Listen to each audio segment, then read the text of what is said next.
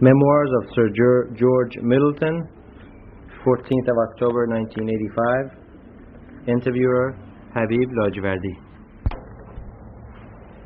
So George, if we could begin by asking you to just give a little bit of a personal background about yourself. Well, I was basically brought up in France in the first part of my career. I then had to learn English, which I succeeded in doing. I was at school later in England, then at Oxford University. Then I did a doctorate in Germany and a doctorate in Spain. Then my father decided I'd better start working, so I went into the diplomatic service and served in South America, North America, Italy, Poland, Romania, where the war caught up with me, and I was interned in Italy, and then I'm back on my old run of Europe and North America. I ended the war. At the end of the war, I was at the embassy in Washington, and then came back to London to be head of personnel and administration, which was interesting after the war because one was taking parachute colonels and turning them into vice consuls. And having done about 3.5 years of that, it was time to go abroad again. It was almost impossible to find any place to send me because I had read the personal files of all the heads of missions. When my name was suggested, they said, "That fellow, never. He's read my file." And then we found a bachelor who had no history. He was ambassador in Iran, and that's how I became a Middle Easterner, and I never got out again. Who was the ambassador at the time? Sir Francis Shepherd was ambassador at that time, and as I say, he was a bachelor with an impeccable history. Let's say nothing of his personal file was about 1 millimeter thick. And when they said, "Will you have Middleton as your number 2?" he said, "Never heard of him, why not?" And that was it.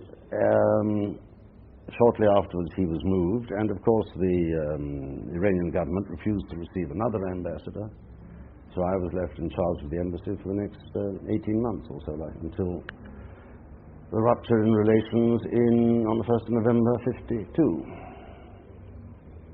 Let me ask you this. Before you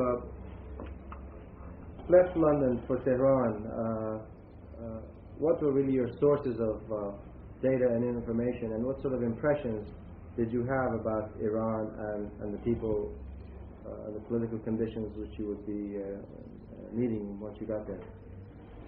Well, ridiculous as it may seem, I had virtually none because I had been a European and an American all my career until then, let's say from the previous 20 years.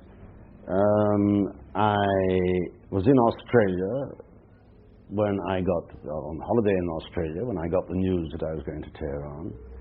So I went to the local bookstore, bought everything I could find, including a Persian grammar, sailed from Melbourne to Abadan in a BP tanker, and all I learned was in those 4 weeks reading on an empty tanker. And at least picked up enough Farsi to be able to say, "How do you do, what time of day is it," and so on when I got there. So it was really learning the hard way by jumping straight into the deep end of the swimming pool.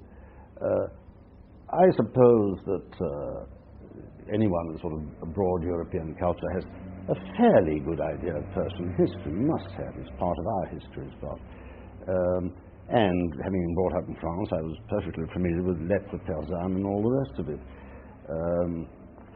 For that matter, Omar Khayyam was part of the English heritage almost now, and as my minister on various occasions, Anthony Eden, as a Persian scholar, one picked up a little. He always claimed that he read Hafiz before going to sleep, and so if only to look like one's minister, one pretended that one also read Hafiz before going to sleep at night. But it was, I say, of the political conditions, not an awful lot, quite frankly. When did you actually arrive? I arrived there in January 51. 51. So Razmara was... he became Prime Minister just afterwards. He became Prime Minister, didn't he, about the 1st of February, something like that. I think. He was murdered when I was there. That's right. He had become Prime Minister the year before. He became Prime Minister in the end of 50. It was a very short time. Early in the 50s. Yes. And then he was Prime Minister for less than about a year. About a year, and so he was still Prime Minister in 51. And so it happened when I was there. No, what one went there with obviously having been briefed by one's governments, I had an ambassador, but I'm saying as the number 2, as the Councillor of Embassy, I had a fairly good idea of what our objectives were, which was basically to maintain good relations with Iran, to ensure that we still had access to crude oil, and what was very important to us in those days was that crude oil was paid for in sterling. So really, maintain good relations, maintain access to oil, maintain that oil, if possible, in sterling. Those are the 3 objects of it. And of course, it was a time of a change of government in Britain anyway. It's halfway through the oil crisis we changed from a socialist government to a conservative one. Though I don't think that changed a great deal, in the sense that perhaps, in a way, I should say the conservative government had a better feeling of the historical background. Certainly the socialists were far more aggressive. They were the ones that wanted the military intervention. Right. And it's recorded in cabinet papers. It was Herbie Morrison and Company who were, as good socialists, they were willing to go get on their horses and go charging across the whole of Khuzestan and occupying oil fields and things like that, which with the change of government, I'm glad to say, all became a bit cooler, a bit calmer. Mm-hmm. So you say most of the sort of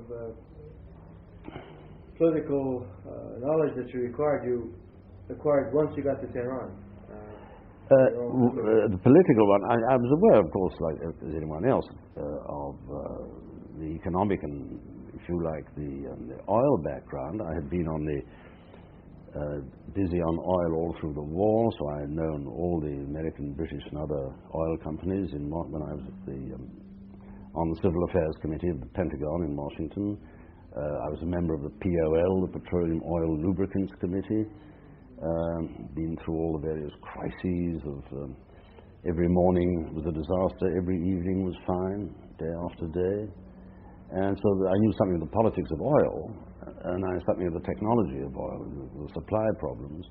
But what you learn on a military committee and what you have to apply later in diplomatic political life is quite different, of course. Would you say that was a reason for your choice for the post? I suppose it must have had some influence. Yes, I've been involved in oil. I've been involved in oil in Poland, in Argentina, and so on. I've been in oil countries, mm-hmm. and I've spent 3-4 years in the United States and familiar with that side of the picture. Very important. Within the embassy, how are the responsibilities divided between the ambassador and what do you call it? Well, the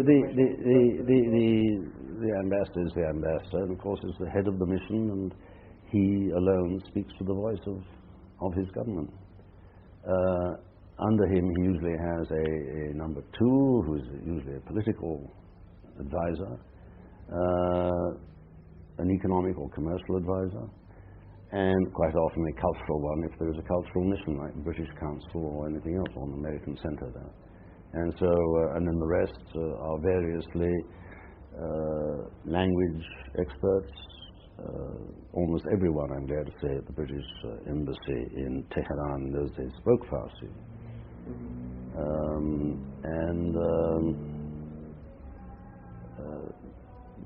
Really the ambassador sits as the judge in these matters, and he alone delivers judgment or speaks for his government. When he goes, it falls upon number 2. And of course of the military attaches. Military and air attaches. We didn't have a naval attache. Intelligence officer too at the time, or was that covered? There were specialist officers, yes, who covered that aspect of things. who were known and declared to the Iranian government. I mean, there were no secret operations conducted.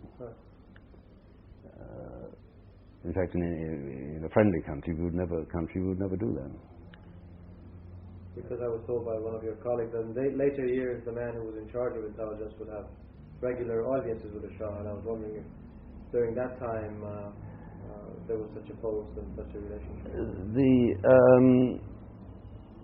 Not really. The man who was a specialist in Iranian affairs and spoke Farsi, yes, he used, not that speaking Farsi made any difference, but yes, he was occasionally received by the Shah in privately. But, it's not really the style of British diplomacy. We don't really like intelligence officers talking to the head of government or head of state. If they wish to talk to other intelligence officers, that's their business. That's what they're there for. But personally, as ambassador, I would not want an intelligence officer running around. Excuse me, I was saying about the role of the intelligence officer. If it comes to operational matters where he's raising contacts and one thing and another, then he's on his own, and I suppose the average ambassador doesn't want to know about the details of it. But when it comes to policy, talking to heads of government, the heads of state, then in my view, and I would always certainly insist upon it, it's the head of the mission, it's the ambassador, who's entitled to know what's going on. It's really his job and not anybody else's. Even on economic matters, one would not expect the economic man to start negotiations or anything without the head of mission knowing and being fully informed. I think this is very important. It is slightly different in the United States, where there is perhaps more rivalry and more free enterprise between the intelligence side and the political side. Especially as the political side, ambassadors are not always professionals, they can be political appointees. Whereas in the British Foreign Service, the vast majority, almost 100% of ambassadors are professionals. It makes a slightly different approach. Now, to get back to when you arrived to Iran, at that moment, was there a feeling of crisis as far as the oil negotiations were concerned? I mean, did you have a sort of any inkling at the time that things would lead within a few months to nationalization and such a change in Iranian government policies and so on? No, I don't think so. My first stop was in Abadan, where I spent the first 2 days there with the oil company and the general manager and so on. Who was in those days was Eric Drakes. And yes, one felt a feeling of tension. One felt a feeling that there was a good deal of political unrest. I don't think it was particularly labor unrest, but political unrest. And the supplementary agreement had been hanging around. And from the point of view of the management of the oil company, it was very hard to know where they were going to be in 6 months or a year. And as it's an industry which requires long-term planning and long-term investment, yes, one sensed a certain unhappiness in Abadan. And then, of course, when I got to Tehran, there was the whole question, started reading and being briefed. Then, of course, the whole thing became very clear very soon. And matters were moving very fast the whole time, not only in Iran, but outside, because I can't remember without reference the exact timing, but the Aramco deal had just about been signed. With that absolutely splendid formula of 50-50, one of the most brilliant pieces of public relations ever done, because no one ever said what 100 was. Yeah. But it was a wonderful idea. It's like the man who abolished first, second, and third class and had economy, tourist, and so on. It's vocabulary and very important. And 50-50 was. It meant that everyone, all oil-producing states, were looking for something new.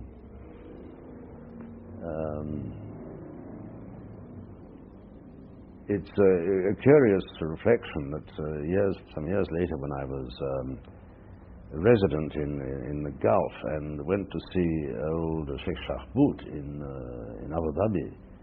And one of the things I wanted to do was to get him to modernize the oil agreement. And of course he was a very, very, and still is, I think he's still alive, a very conservative creature. And he said, what I've got, I keep, and if it says 1 shilling a barrel, I want 1 shilling a barrel, I will refuse to change it. And that was when we were offering a lot more by that time, some years later. But obviously things were changing very fast, had to change. I think that the change of government in the middle of it all in Britain was not particularly helpful. It led to a certain break in thinking and negotiations. And I suppose, you know, unfortunately, I think there was every possibility of an agreement. Had there been a little bit more elasticity, a little bit more imagination on both sides, I do not think that the breakdown, when it happened, was necessary. Now, staying with the period when Razman was Prime Minister for a few more minutes, at that time, did you take seriously the idea that oil was going to be nationalized, or did you consider this something that the minority of the political spectrum is discussing? I mean, how seriously was that cry taken at the time, initially? Well, I think it was taken seriously, depending on which quarter was. Some people did not take it seriously at all. You yourself. But I thought it was certainly a possibility. It seemed a likelihood. Where I think the diplomats and the politicians were ill-informed by the technicians, who kept on assuring the other people that it would be impossible because the persons were incapable of running the industry, that it would all blow up, that most ridiculous things would happen. And of course not one word of this turned out to be true. Mm-hmm. But one is misled by experts, and when experts assure one of these sort of things, one has to believe a great deal. The people of the company were telling you? Oh, people of the company, people outside, experts were all saying that they're quite incapable of running the industry. Mm-hmm. Since there had been training programs in Abadan, very advanced ones for 20, 30 years, it seemed curious in all that time they've not produced a few engineers, which they of course had done. Mm-hmm. Also, as we know, it's very hard to blow up an oil field. In fact, it is virtually impossible. We tried it during the war in Romania and places, and the amount of damage is absolutely minimal. So that I think we were misled by that sort of opinion. And of course, only half the reality was taking place in Iran. The other half was taking place in Washington and other places, and in London and so on, because the jealousy between the major producers and marketers of oil was very fierce. It always is. And I don't think it is a particular secret or anything to say that seeing BP get a bloody nose did not cause any pain to the other producers of oil at all. In fact, it was one less. If I'd been a president for a major oil company, it wouldn't have caused me any great pain. Some of them said, oh my God, if it happens to them, it will happen to all of us. So that they were a little bit nervous. They didn't want to, they were all talking very much more about the sanctity of contracts than they were about what might happen to the shareholders of BP, which I think is commercial. If there had been a greater genuine concern by the other oil companies, perhaps things could have been contained. Yes, I think so. I think there were so many false factors in the equation. I don't see how anyone could get to the answer. First of all, there was undoubtedly the jealousy, commercial jealousy between the major people, which was quite obvious once one got there. There was the misinformation about whether the Iranians could run their own industry, whether it required all this mysterious high technology. The answer is, of course they could, but we were told that they could not. There was certainly real fear on the British side that the dollar strain, if it changed from sterling to dollars, could be quite serious, financially rather than politically. Those were the sort of factors. Then also, of course, atomic energy was just coming around, and I remember going to a seminar just before going to Iran, around about 1950, at a very confidential level, in which we were seriously told that by 1980, I think it was, or 1985, we wouldn't need oil. Yes, a little bit for motor cars because it's easier to transport, but that 45, 55, 65% of our energy would be met from atomic sources and the rest from coal. And it'd be nice to have some crude oil. Of course, also the idea in those days, and certainly 35 years ago, as to what was and was not available in crude oil resources in the world also proved totally wrong. I knew at $1 a barrel there wasn't too much available in the world, but at $30 a barrel, it comes out of Alaska, the North Sea, and even, which we were told was geologically impossible, Australia. So nothing is geologically impossible.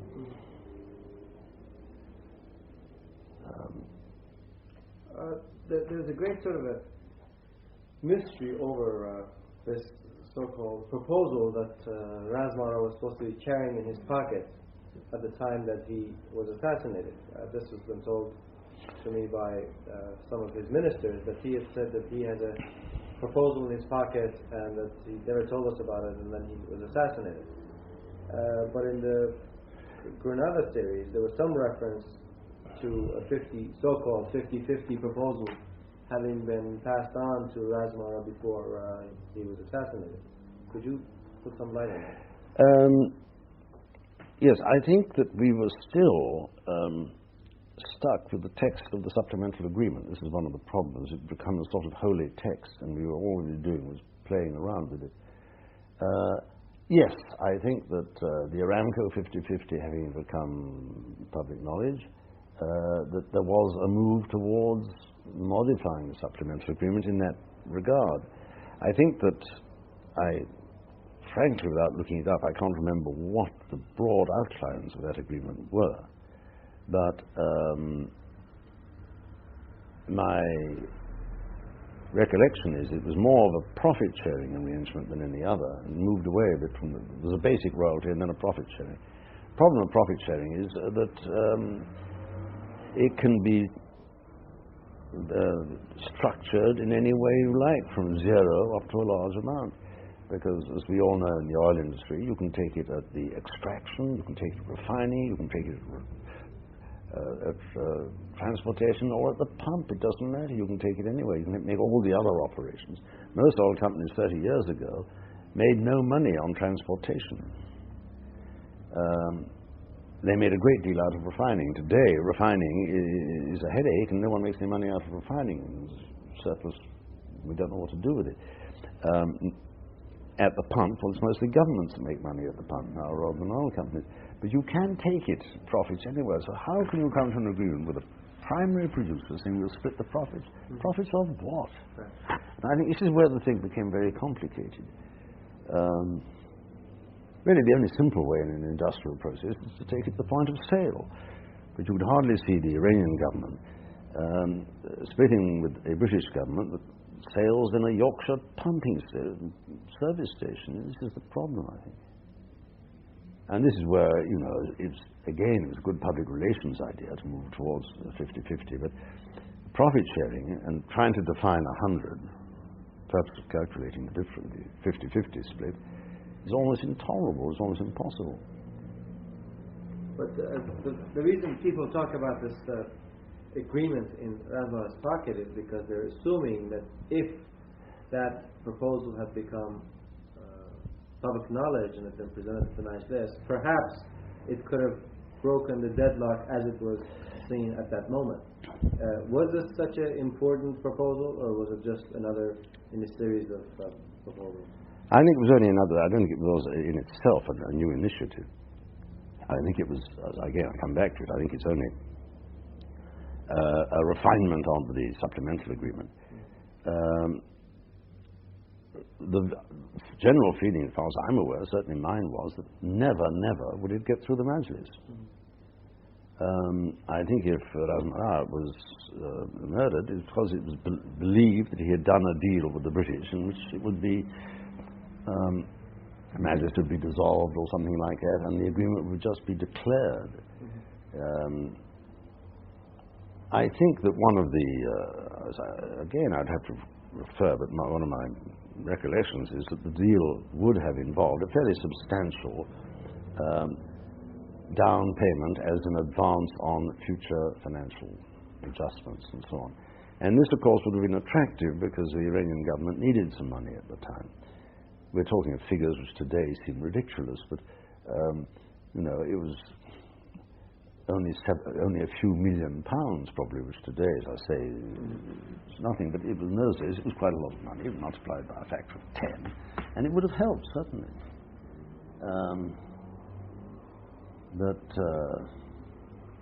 There was also some reference about financial aid being given to Razmarov, sort of under the table, if I may use that expression, which he was not acknowledging publicly. Yes, I think that a fairly simplistic view was taken on both sides of the negotiating table, that any agreement to get the consent of the Majlis would cost money, and that a lot of people would have to be made happy personally, and I think this was misjudging the public emotion at the time, and certainly the nationalist feeling. Yes, 50 years earlier one could probably have bought an agreement, but I don't think in 1951 it was possible. No, I was referring more to sort of advances toward the government treasury. Yes, I see. I think there undoubtedly was. I mean, how were they able to hide such a? If they were getting X $1 million and it was going to the treasury, how could this be kept? They never got it. They never got it. This was part of the proposal. I see. So Razmarov, while he was prime minister, he never received it. I see. Okay. He never received it. It was also because we see this proposal came up again by the time the ambassador left and I was in charge. It came up with the Mossadegh because he said to me on one occasion, you know, let me have £5 million or something, whatever it was, and we can settle it all. And I said, you must mean tamams. He said, no, pounds. You have pounds. Give me pounds. What are you going to do with it, Prime Minister? I should pay the police and all the sort of things that haven't been done. The police are not going to accept pound notes. They will have to have tamams. And it's going to be... There is an actual mechanical difficulty of changing one money into another money. It has to go through the Treasury. It can, nowadays, add to inflation, all sorts of things. You have to print the notes and so on. And one of the weaknesses of Mossadegh, whom I was very fond, is, of course, he did not understand anything about finance.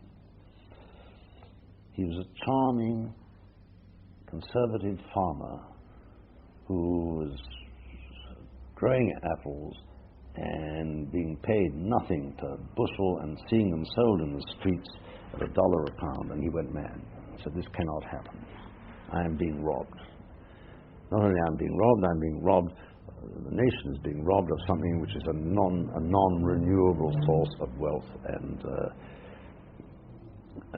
I remember we had one great discussion on the subject of, because he used to sell milk too, on the subject of difference between having a cow and being in the dairy business.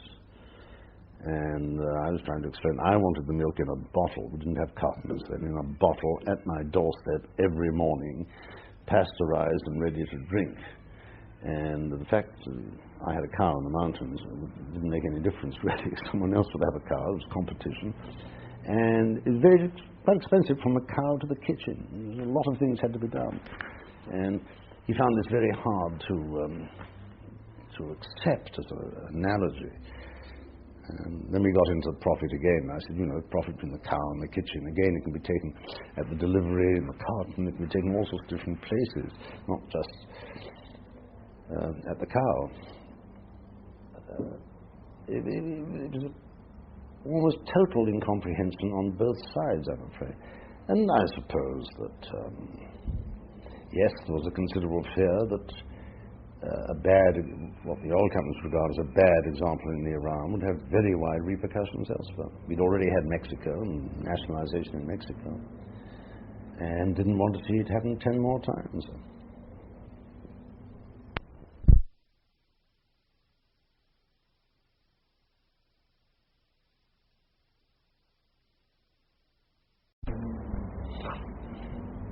Again, turning back to Razmarov, at least among Iranian circles, there's still a great mystery about his assassination.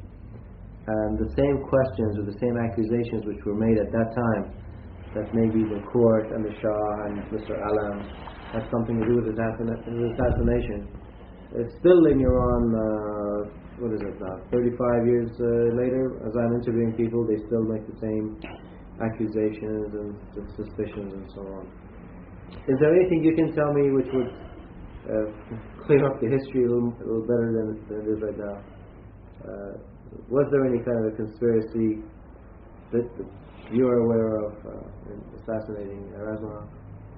Not that I'm aware of at all, no. I can't remember whether Hussein Allah was Minister of Court, is he Minister of Court at that time, Habib Prime Minister. He certainly, as Minister of Court, I do not think was capable of having thought up or organised such a thing. Asadullah Alam is a little bit different. He's after all was very, very close to Shah and a very powerful person, and very more in touch than anyone else, I suppose, with feeling in the Majlis, with ground roots political feeling, if you like. But I can see no object in this from coming from the court or from Alam. It was believed, rightly or wrongly, that the court and the Shah and the Prime Minister wanted an agreement for lots of reasons. The White Revolution had to go on, the financial stability was important, and an oil agreement was one of the ways of getting it. I don't really think that could have been the case. If anyone wanted to have him out of the way, it would be an extreme nationalist who did not want an agreement. And at a time when there was already some criticism of the Shah growing all the time. And I think a view that a less autocratic form of government was desirable. I don't see a conspiracy about the court or the Shah at all. What do you make of the argument that the Shah was never really felt comfortable with a strong figure, and that Razmarov was certainly a strong figure, and the accusation that Razmarov in his mind was sort of thinking of himself as a Kemal Atatürk or something like that? Well, that is the most credible explanation, if one wants one. That I very much doubt whether the Shah or the court had the necessary willpower to go from there to arrange an assassination. I do not think they were organized for that.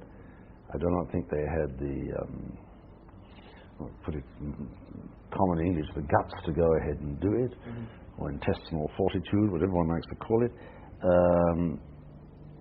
Yes, the Shah certainly was not happy with a very strong character. He hated being pushed towards decisions. He liked to float along and hope that somehow it would come right and moving a little bit from right and left and nationalist and less nationalist, and everything would be fine. He was not a strong character, and therefore he certainly didn't want a strong character around him unless he'd been totally dominated, and there was no one to dominate him. How about Razmarov himself? I've read many U.S. Department documents and some British documents, each of them accusing Razmarov of being a Russian tool, a British tool, English tool. I mean, everybody seems to be sort of suspicious about this man, and to this day we don't know really what were his allegiances and whose side was he on. Do you have any thoughts on that? That he was widely rumoured, it was a popular and easy one, he was a Russian tool. I never believed it. I couldn't really see why he would be. The Russians, after all, are far more of an immediate threat after Azerbaijan and so on than anyone else in the neighbourhood. No, I think that he was, as far as I know, and I really didn't know him, why he was the first person who was prepared, whatever he had secretly in his pocket, to push for the supplemental agreement, when most people thought it was virtually impossible to get through the Majlis. Why he thought that, why he accepted that position, which he had more or less, I don't know. Whether he felt that the system of government was where the Prime Minister was really not governing the country, obviously he was very strong, but I think he thought he could govern the country. And that this was, if he could get this out of the way, he could turn his attention to a great many other things. And that without the oil and the financial security of an oil agreement, he really could not start any reforms, which I think would have gone in their way a lot further than some of the reforms that the Shah himself was anxious to carry out. Whether he ever had the full confidence of the Shah, I don't know. Do you remember your reaction to the news that the assassination had taken place? Were you in Tehran at the time? I was in Tehran at the time, yes, I remember very well. How does the news reach you? On radio or telephone? Or? It was early in the morning, wasn't it? I don't know. He was going to a mosque for a memorial service. He was going to a memorial service at the mosque, yes.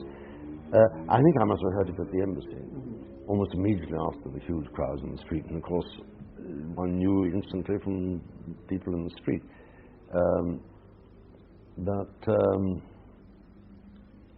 No, I think one felt that one wondered who would take his place. One wondered what the next move. I think people were very frightened of a two-day coup at that point. That was probably the biggest single fear, because there was no other organized party in the country, really. I was thinking among the Western embassies and so on, yes, the immediate feeling was that unless very strong measures were taken instantly, there would be a two-day coup. And that, of course, alarmed most people. Now, what would have been sort of the reaction of, what sort of steps or action would the British ambassador have taken if it went like this? Would he sort of consult with the Shah to see who should be next Prime Minister? Oh, no, good gracious. How would that work? Well, no, I mean, what would happen, I think, immediately after that, and it did happen, I think most of the Western ambassadors would either meet or talk or telephone, have coffee together, share their opinions, what happens next. And it's quite likely that the Shah would have sent for one or two of them separately. Did he do that? Yes, I think he saw, I seem to remember his seeing the American, British, and I think the Russian ambassadors separately, yeah. But I think he probably did. In the situation in Iran 35 years ago, that would have been more or less normal. Also, memories of the war and the occupation were not far behind, and he certainly didn't want, the Shah certainly did not want any further foreign interference in his country. If there was outside fear of a breakdown of government, it might make such interference a bit more likely. And he and his advisors, first thing he would do, assure certain ambassadors that everything was under control. But as for, I can't see him ever, in spite of all the bizarre rumors, saying who do you think the next Prime Minister would be? The Shah would never have done that.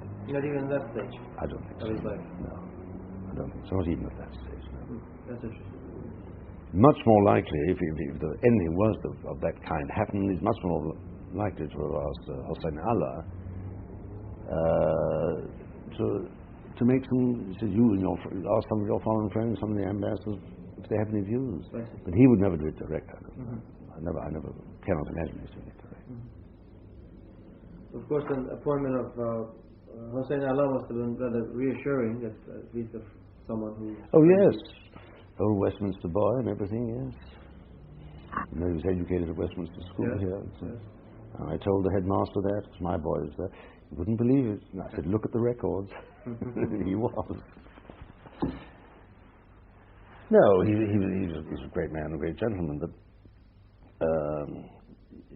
to expect him to become a dictator at a time of crisis was totally misreading his character and nature. Anyway. This is Allah. Yeah. He was made to be what he was, which was a confidential advisor to the sovereign. He was very good at that because he had no great passions. He was a man of culture and moderation. And I would think a very good advisor to the sovereign. Mm-hmm. But a courtier is usually a bad prime minister. Courtiers spend too much time saying Bafana and so on for them to really hit the table hard strongly. Was it obvious from the beginning that this would be sort of a caretaker government? Or? I would think so, yes, from the beginning. That he is not really a strong political character, and there were many others coming along. Did you have any wishes as to who would sort of most help resolve the crisis if he became Prime Minister? No, I don't think so. I think we were too preoccupied with trying to get what all one wanted was someone who was strong enough politically to be able to speak to the Majlis and control the Majlis when the time came to solve the oil crisis. I think we were feeling a great relief that Allah had taken over as a caretaker government, because this was not 2 days. But again, there was a great cloud of 2 day hanging over everyone. Mm-hmm. Again, I'm looking back, one has no idea whether this was a bogeyman or true. I was going to ask you about that, because I've always been of the opinion that it was more of a bogeyman than anything else, except that, look at the facts and figures, it was the most organized party, the only party with, if you like, real ingrained and firm convictions, which knew what they wanted to do, right or wrong. They had money, and they had grassroots organization. No one else had. Mm-hmm. There were 300 other parties, all going in different directions. There was still a strong autonomous and provincial movement.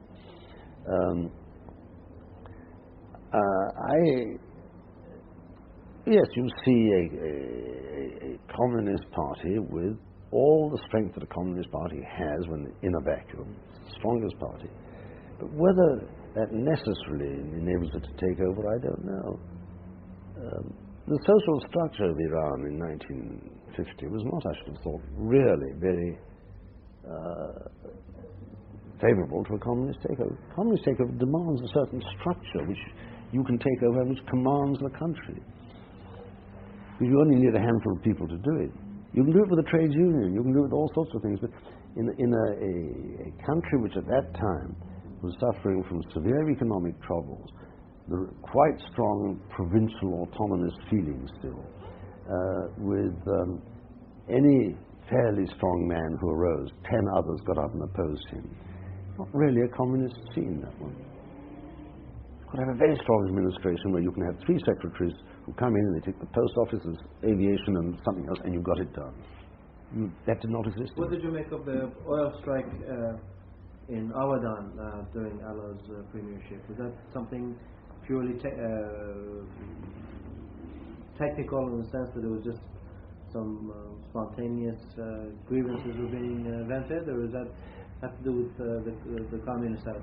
No, that I think there was like nearly all such worker movements was very strongly influenced by communists, because if one analysed the working situation in Abadan, yes, any large workforce has grievances, but they probably had fewer grievances than any workforce in Iran at the time.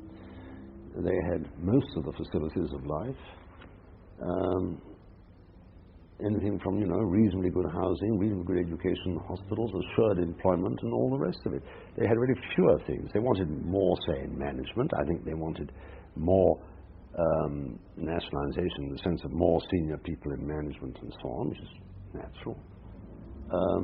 But it was not an industrial dispute, really. Politically, yes, it was certainly, I think, in little doubt, that was pushed ahead by the 2-day elements. Which, again, does not necessarily mean that it was right for a 2-day takeover. They're clever people. They exploit legitimate grievances. But sometimes when those grievances are satisfied, they cease being communist. Which I think is probably the way it was in Abadan at the time. What do you remember about the rise of Mossadegh to the occasion and his selection as Prime Minister, and your own reactions to events as they evolved? Well, it had been coming along, of course. He was known as a sort of rather wild old man, although he was not young. He'd been in the government 35 years earlier or something like that. And here was this somewhat eccentric gentleman coming out of the hills, like a sort of Robinson Crusoe figure almost. I must say I had a great affection for him. I spent goodness knows how many hours. We did not need an interpreter because he spoke perfect French. I don't think I ever had... we used to have tremendous arguments, but I would say he was a person one could talk to. He was a highly civilized gentleman. I always doubted his ability, ultimately, to rule the country. But at least he talked sense, he knew where he wanted to go. What he lacked was the technical knowledge to do it. If he'd come up with a well-structured financial plan, he could have got away with it. But he did not have the technical knowledge. And it's a sad thing when people come to power with no background, they tend to lose. I was in Egypt with Nasser. If Nasser had had the right technical knowledge, he had a much more successful revolution than he had. But when he was sitting in the trenches of El Arish, he had not planned the government, not planned the philosophy of government. He simply saw corruption and got rid of it. And then said, well, God, I'm in power, what do I do now? And he didn't really know. And I suspect that Mossadegh was again, he was against corruption, he wanted to modernize the country. I think he had serious doubts about some of the reforms sponsored by the Shah.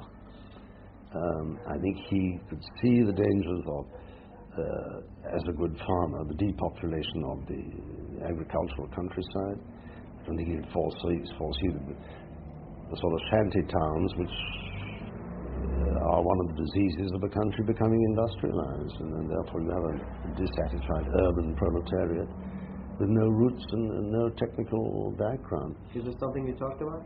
Oh yes, a bit. You know, I always thought that you distribute the land, and the peasant who has a limited education and technical ability finds himself with a piece of paper, but he hasn't got water, seed, or marketing organization. What the hell does he do with a piece of paper? After a time, he drifts into the town with his children, and they become urban unemployed. When I was there, the population of Tehran was 750,000, something like that. What is it today? 7 million. Yeah. This is the sort of social consequences which need very careful planning and thought if one's to avoid in the process of industrialization.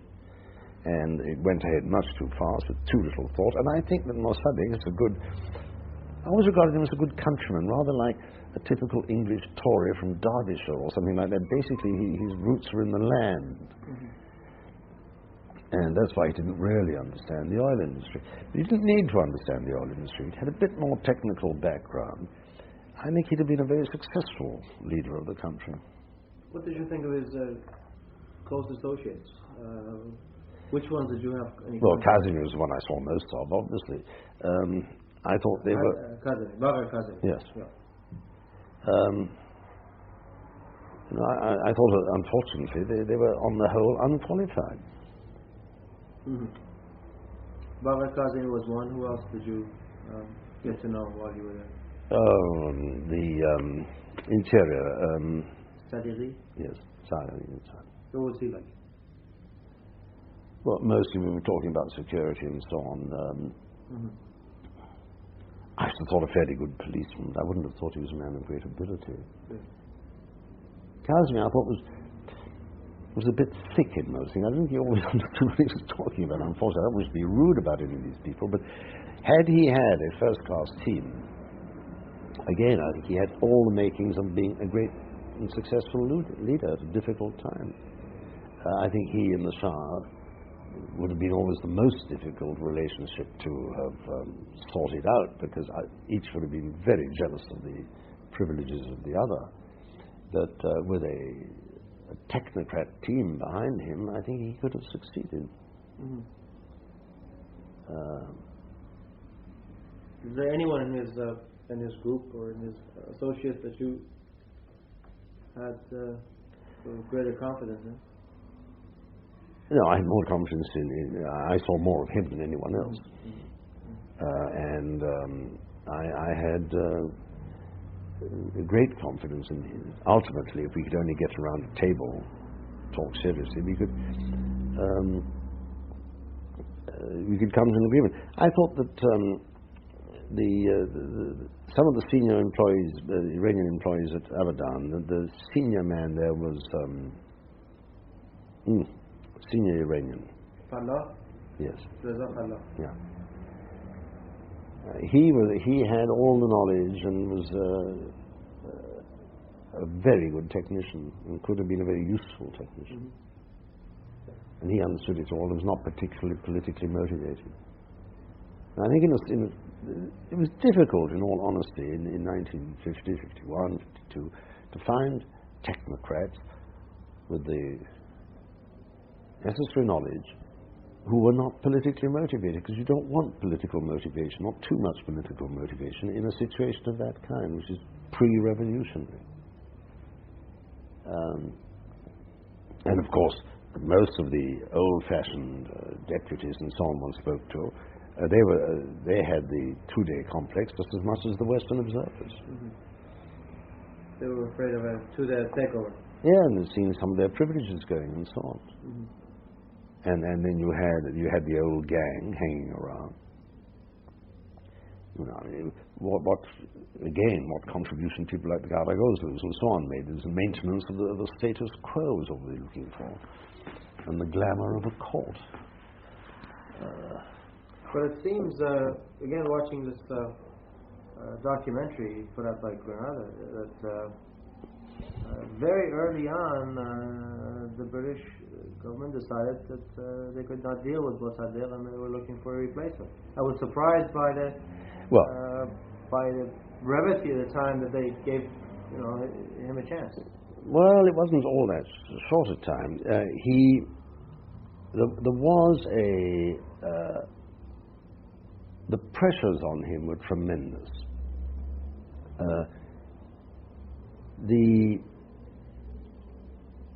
The impatience of Anthony Eden was a major factor in this, I think. I think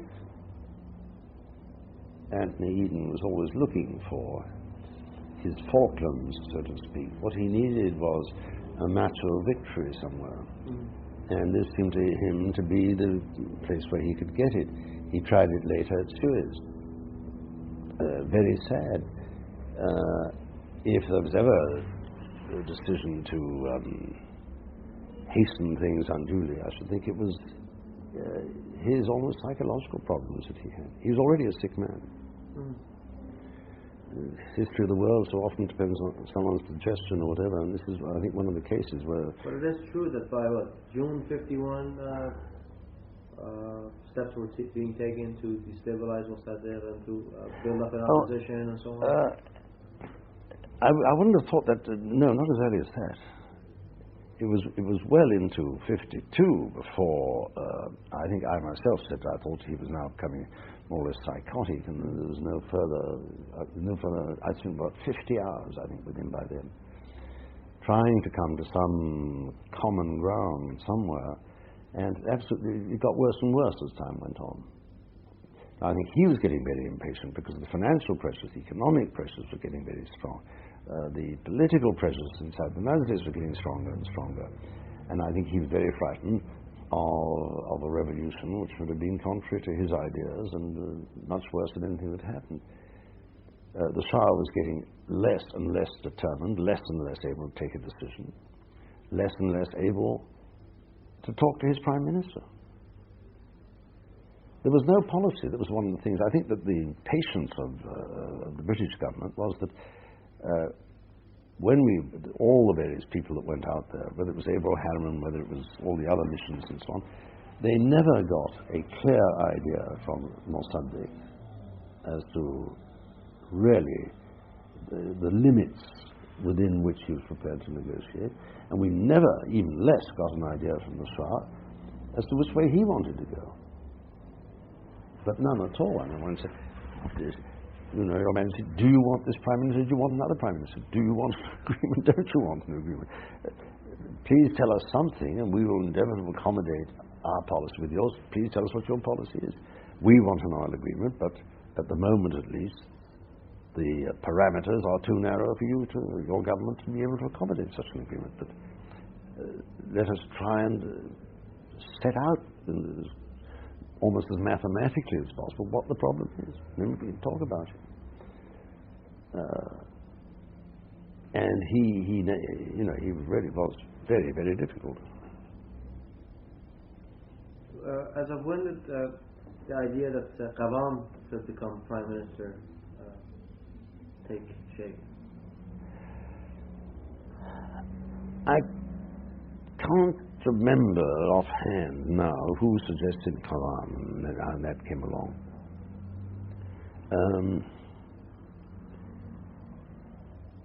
It's a curious thing in Iran that one always goes back to tradition when anything happens. One always tries to pick out an almost historical character to put things right. And I thought that, this is quite mad. I mean, you're going back to before the Pahlavis, before goodness, you're going back to Persepolis if you want to do this sort of thing. You can't do it.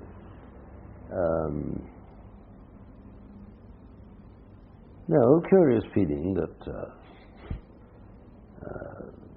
a return to old monarchical traditions of centralized obedience would work. I thought Qawam was absolutely mad myself. He had less support politically than anyone I can think of at that time. But obviously he personally was interested in... Of course. Power interests anyone. But I thought he was totally unqualified. I think then, if Qawam had come along, I don't know if he'd have, presumably would have called out the army and that sort of thing. At that time, I really don't know what would have happened. I think it would have been, there could have been bloodshed, I think quite a lot. I think the army would have, would have been perfectly loyal at that time, chances are. Well, in fact, he was appointed and he could not get deal with the population. He couldn't deal with it, no. But obviously, had it stuck at all, I think that he would have had the army out, yes. And then the question was, would the army have come out? And if so, I think you would have a sort of September 1917 in Russia situation. I think there would have been bloodshed. And probably the best chance the Tudeh ever had if Qawam had come back. The 1 hour that you said great. Available has come. Well, yes, I've got to go along. I do hope that you allow me. Well, listen. When are you?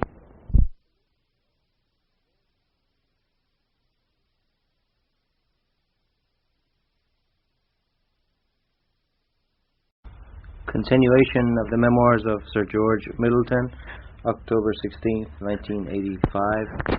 Interviewer Habib Elajivardi. Sir George, the last time we sort of talked about some of the events, circumstances prior to the premiership of Dr. Mossadegh, and we talked a little bit about his government, but this morning I'd like to sort of backtrack a little bit and begin from the time that he became Prime Minister. Can you recall under what circumstances and in what way was it that you heard that he had been elected by the Majlis or appointed by the Shah? I think appointed by the Shah is the right one, because As I recall, Kavan had come and gone, Rosmara had been assassinated, and then Kavan came back for 3 days, didn't he? This is about a year after Mossadegh. After the first one, yes, after his first appointment. I'm thinking now, right after Razmara was assassinated, Allah became a caretaker prime minister for about a month or so. For about a month or so, that's right. In early May, I believe it was proposed, if I'm not mistaken, by Jamal Imami in the Majlis.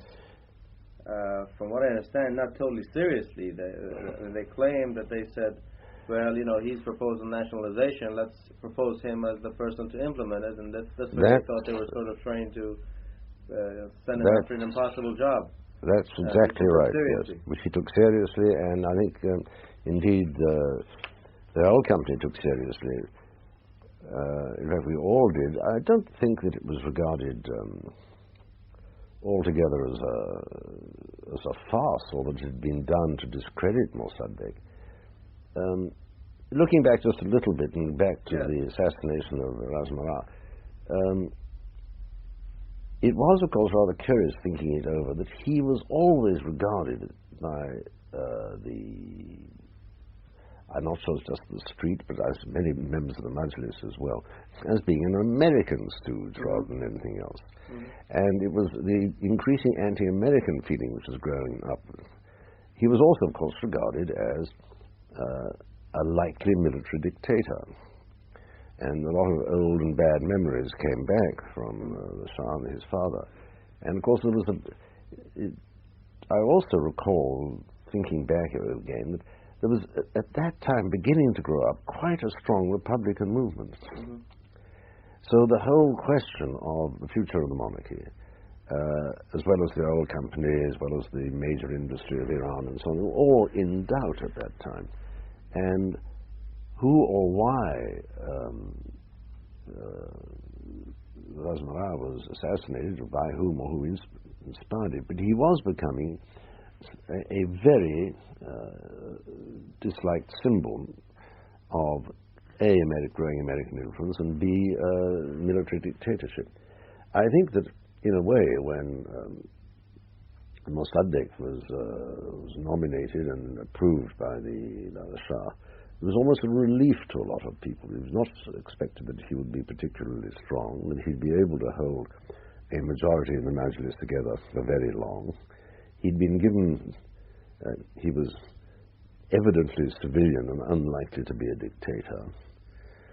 Lots of good reasons for people feeling rather relaxed, and being given an almost impossible task, as it was then supposed.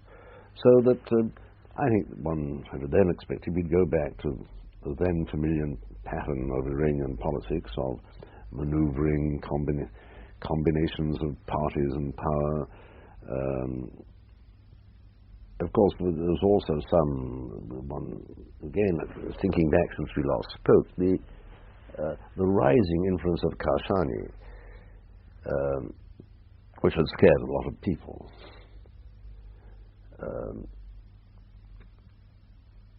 It was curious how all these different things combined. I think Mossadegh was regarded as the only likely person. Kalam had been largely discredited. Razmara had been assassinated.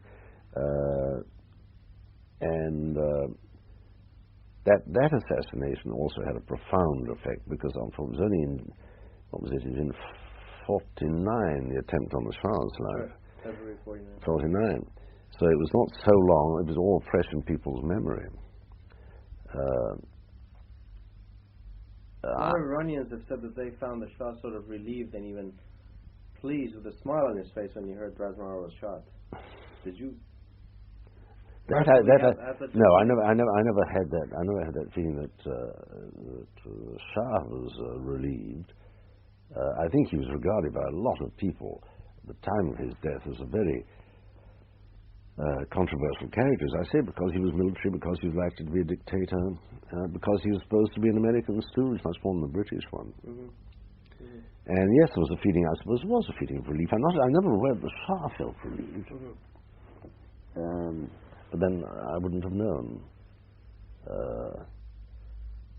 nevertheless, in long talks with my ambassador and with the American ambassador and their staff, I never got that impression at the time. You didn't? No. I think that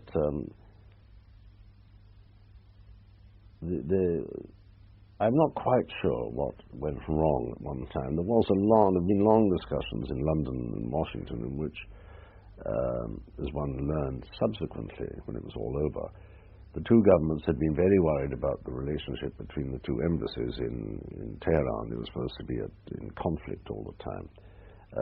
This was certainly not true after Henry Grady had gone. And Lawyer Henderson arrived. Lawyer Henderson and I remained intimate friends for a long time. Henry Grady was not a professional. He'd come from India. He was, I think, had a fairly large ego and wanted to see himself. He said to me on one occasion, "I was the savior of India. I wished I shall be the savior of Iran." Well, from an ambassador, even of the greatest power, it's being a little bit splendid to say that sort of thing. No one can do that, least of all a foreigner in another country. I suppose that the professional diplomat, it's a great advantage of him, understands that he is a guest in a foreign country and he cannot or should not be influencing more than he, within very strict limits. Grady, I think, got it wrong. He was also, in a very early stage, first of all, I think somewhat overcome by the presence of the Shah, the whole imperial splendor, and secondly, I think disappointed. He expected to find an American-style businessman, and he found something very different in front of him. And the aid programs and so on were clearly not making the sort of impact that Grady would have liked to see them make. And one hadn't got to go very far to see that it was either inadequate or a lot of the money, alas, was running away into a fairly useless project, probably because the scale was not large enough to make it really work. I think the other interesting thing is... The problem that existed between Grady and perhaps his British counterparts was, would you characterize it more as sort of ideological or his personality? Oh, I don't think it was very much. It was more personality than anything else. Grady was a businessman turned diplomat.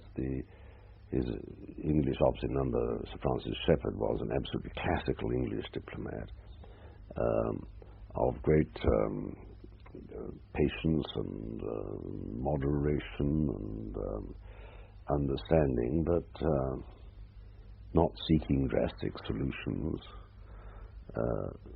and perhaps not understanding the impatience that Henry Grady showed on many occasions, which I understand. This must be a sort of business school approach to things, which Frank Shepherd simply did not, was not in his character.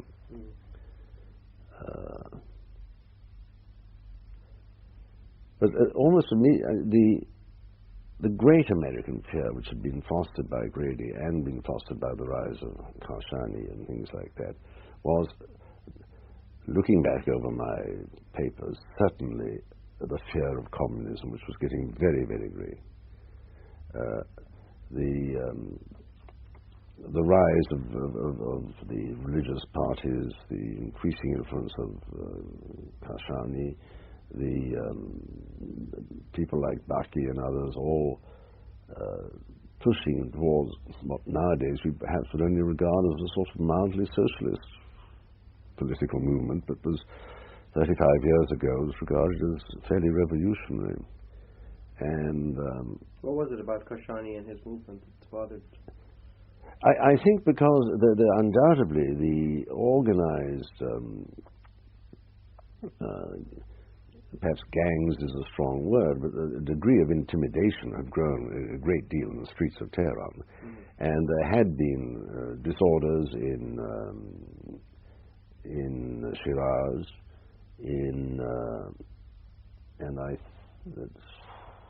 Mashhad also, I think there'd been some troubles. Ahwaz was only later, a little bit later. But yes, there were organized gangs. There wasn't a degree of intimidation growing up.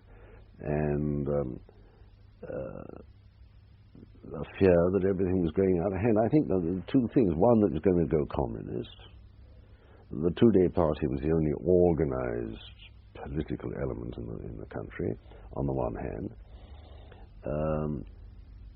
On the other, a great fear of military dictatorship, which was very widespread in most places.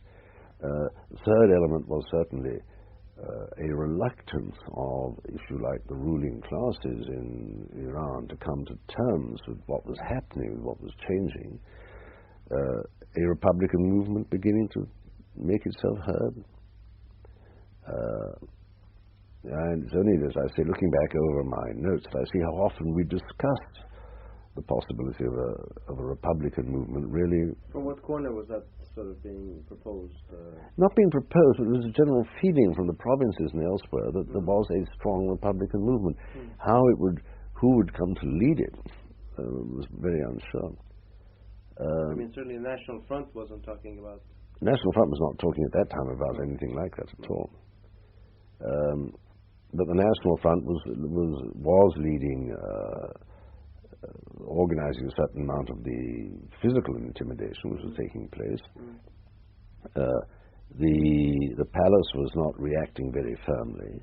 Razmara was the major threat that the military would come back in. And I suppose that at that time, in 1951, it was still a possibility. Why was that considered a threat? I mean, it seems to me if there was a military dictatorship, it should have been fine for the British and I'm not talking about the British and the Armed Company. I'm really talking about public opinion. I think public opinion in Iran was very, very frightened of this. They'd had been some bad times, and I think they felt they were getting out of it. And but almost immediately after Mossadegh came to power, the Shah seemed relieved. I'm not saying he was relieved because Razmara had been eliminated. He seemed relieved that someone who had proposed nationalization, being handed this, was now in charge. And I think he felt that he'd been let off the hook in many ways. It was now up to the British, with perhaps some American backing, to deal with the problems. And as he never really liked problems, the idea that on the one hand Mossadegh, on the other hand the oil interests would have to deal with it, and he could be either a spectator or a judge, I think suited him fine at that time. He'd referee the match without having to take too violent a part in it. Did he have any strong feelings toward or regarding nationalization? No, because when the single article nationalization decree was put to him, and it was generally supposed that there would be a degree of a period for arguing, discussing it, redrafting, of course it was approved in 2 days. He never opposed that in any way. But that was a curious one too, because not too many people were opposed. And by people, I mean the foreign interests as well as the Iranian interests, including the very conservative forces in Iran, were opposed to nationalization. The rumor going around, or the interpretation going around, was that the oil in the ground would be nationalized. That this would be a tremendous thing for national dignity and national pride. But it would not basically affect the operation of the oil industry. And curiously enough, almost everyone seemed to accept that interpretation. What is in the ground is ours, can never be alienated, no foreigner can put his hands on it, it is ours. Great thing, and very good public relations, but the operation of the industry is a matter for discussion and negotiation. I suppose everyone was looking for an out at the time. Did Mossadegh believe in this interpretation too? I don't think Mossadegh believed in the interpretation. I'm not sure how deeply he went into it in the early days. It was certainly widely supposed that this would be the way it would work, and that the oil company really, There have been, in Western Europe, there have been lots of nationalization, coal industries, railways, all sorts of things, but really this was legally an act of sovereign right, and no one's going to even argue about it too much. And it would take a lot of the heat out of the problem. And I suppose a lot of us believed it. I seem to remember thinking that this is one way out of it, because the other question had been Iranianization of the industry and so on. By the time of by 1951, middle of 51. Of course, that program had gone a long way ahead. Off the top of my head, there were some 35,000 people employed in Khuzestan, Abadan, and there were, I think, the number of Indians and Pakistanis had been reduced to about 1,000. The number of Europeans, very largely British, but a few others, Swedes and so on, mixed in, had been reduced to about 1,000. And something like 30,000+ were Iranian. But of course, this did not cover the whole range of responsibilities, and I think that there was a very strong demand for many more Iranians in the higher echelons of management. And that was being discussed in a perfectly friendly way. The other thing which is, I confess, going back over my notes, was how early after Mossadegh the question of 50-50 started to be discussed. As I mentioned last time we talked, it's very hard to decide what 100 is when you start deciding 50-50. The old AIOC was, of course, an integrated operation from production right through to refining, transport, refining, distribution, the lot. And at which point did you decide how much of that went into the 100? And was there no sort of world market price for crude oil, which was at the port, ready to be? Well, a lot. Of course, the reason that Abadan was created at that time, the largest oil refinery in the world, was, of course, as you know, to split the light from the heavies. In those days, all the lights used to go east and the heavies west. One for the oil for the lamps of China, and the other one for the industry of Western Europe. And instead of transporting the whole lot and splitting it later, it was split in Abadan in a fairly, what nowadays regarded as a fairly crude operation, but it did split the light and the heavies. That, at which point then did first of all, what is the price of oil? We don't know. Even less then than now, where there's a commodity market for not only the crude but all the products. And how far did transportation come into the profit or loss account? And certainly by last quarter or something like that of 1951, one was talking of the 50-50 relating to the Iranian operations of the industry, rather than the downstream operations. Let's say transport and distribution would certainly have been cut out, and further refining would have been cut out. And, I'm looking back, it is so difficult to decide how much of profits you plow back into modernization, new fleets and all the rest of it, and how much you distribute. But I think the idea at that stage was that the Iranian-based industry should be made autonomous, and that the 50-50 would be the profits after deducting the cost of extraction and the market price at an Iranian port. So that was at least a formula, but of course, as I said the other day, there's so many formulas for deciding what 50-50 is. the other one, of course, was what had general view in discussions with Mossadegh and Iranian officials, though nearly all the discussions were carried on at the political level with Mossadegh and not with anyone else, was that Iran certainly needed a large injection of money into the treasury. The Americans were very insistent on that their aid program was peanuts compared with the requirements. The Shah's own program needed large injections of money to make it work. And the discussion was around how far back an adjustment with the oil company would go.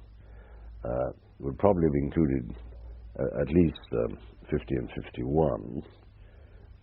And one was talking, I find in my notes, of an immediate injection of cash which would be regarded as a preliminary deposit to be held in escrow against final settlement, if you like, something like that, but I mean immediately accrue to the Iranian government, or something of the order of 18 million pounds,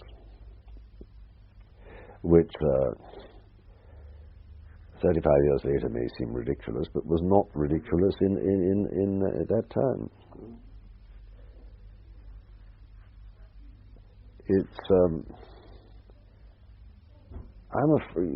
I think it's a tragic story of almost total misunderstanding on both sides. Both being far too rigid in their views, a certain misunderstanding of what the oil industry was about. On the British or company side, a belief in their almost godlike exclusivity in running the industry, which was almost immediately proved to be untrue, rather like, if you like, 20 years later, the Suez Canal. How much harmony or disharmony was there between the embassy and the company? There were quite strong differences of emphasis, yes.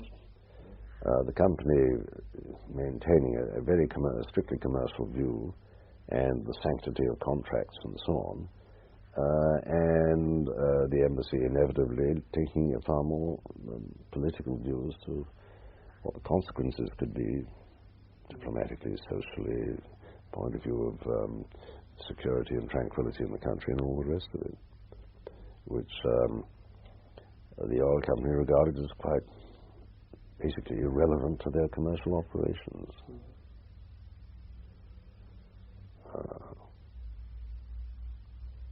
And the decision to take it to the International Court of Justice, of course, changed nothing much except that the International Court felt unable to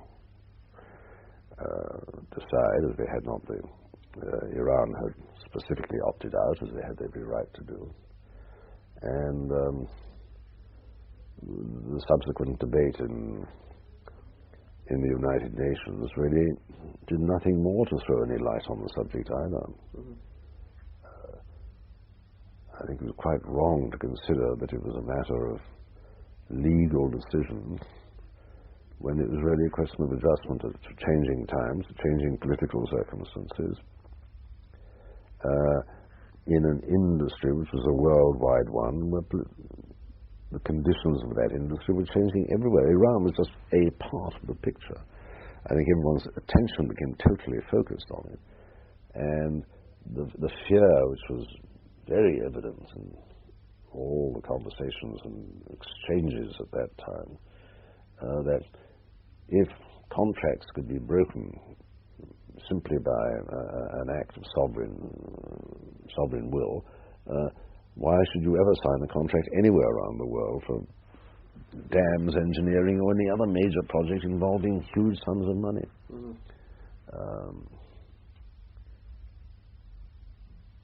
I think that was also a misconception. Obviously, contracts have to be observed. If you don't observe contracts, you never get another line of credit or anything else. It's a question of a delicate balance between buyer and seller, between consumer and provider. But obviously, if neither side keeps to the rules, the whole thing breaks down. I think everyone understands that. when you get a strong political element, you get a question of a natural resource, which is finite and limited, then I think you have to take political considerations into account in dealing with this. A number of studies which I've sort of looked at, and especially this conference that was held in the University of Texas a few weeks ago, which I'm sure you're aware of, it, which Dennis Wright was there, yes. and Dr. Ferrier, and so on. It seemed to sort of come out that very, very early on, perhaps as early as June 1951, at least certain segment of the British diplomatic community had reached a conclusion that a proper settlement could not be reached with Dr. Mossadegh, and that perhaps patience had to be exercised, and sort of put very crudely, he had to sort of be starved out. And then they discuss, sort of the opinions that Miss Lampton had given, and Dr. Zainer coming to Iran, and sort of Dr. Zainer coming to Iran, Robin Zainer coming to Iran, Nancy Lampton's views, Rila Bennett, all these people, all these so-called, they were great experts on Iran, the history of Iran, all came in on it. I think there's a very strong view by certainly about the third quarter of 51 that it was virtually impossible to come to an agreement with Mossadegh, and one would simply have to soldier on until natural erosion took place. I was having political erosion. But it seems that some bit of work was done to sort of increase the rate of erosion by the work that Dr. Zainer was doing, and I think that's a fair comment. Yes, I think quite a lot was done to increase the rate of erosion, to what was called educating Iranian opinion. In other words, saying that the disadvantages outweighed the advantages in many ways, and that coming to some sort of composition was essential for Iran, in view of the need to carry out a whole range of social and other modernization development programs. I'm sorry about this, but my wife works downstairs, and we have telephones in every room, all on one system, but nevertheless. How about some coffee? But it's, yes, as far as it was a campaign of erosion. How soon did you, at what stage did you start seeing the Shah personally? After Ambassador Shepherd left? Yes. When was that? Well, he went home in, I haven't got my notes with me here. He must have gone home in around about September, October 51, then he came back briefly, and then he left for good.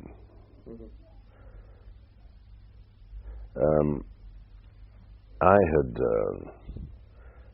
like most of the young diplomats around the time, one had seen quite a lot of the Shah because he used to entertain us at his various parties and swimming parties, and as long as there were lots of pretty girls around, that was fine. And so, on the social level, yes, one had seen quite a lot both of him and of the Empress of Soraya.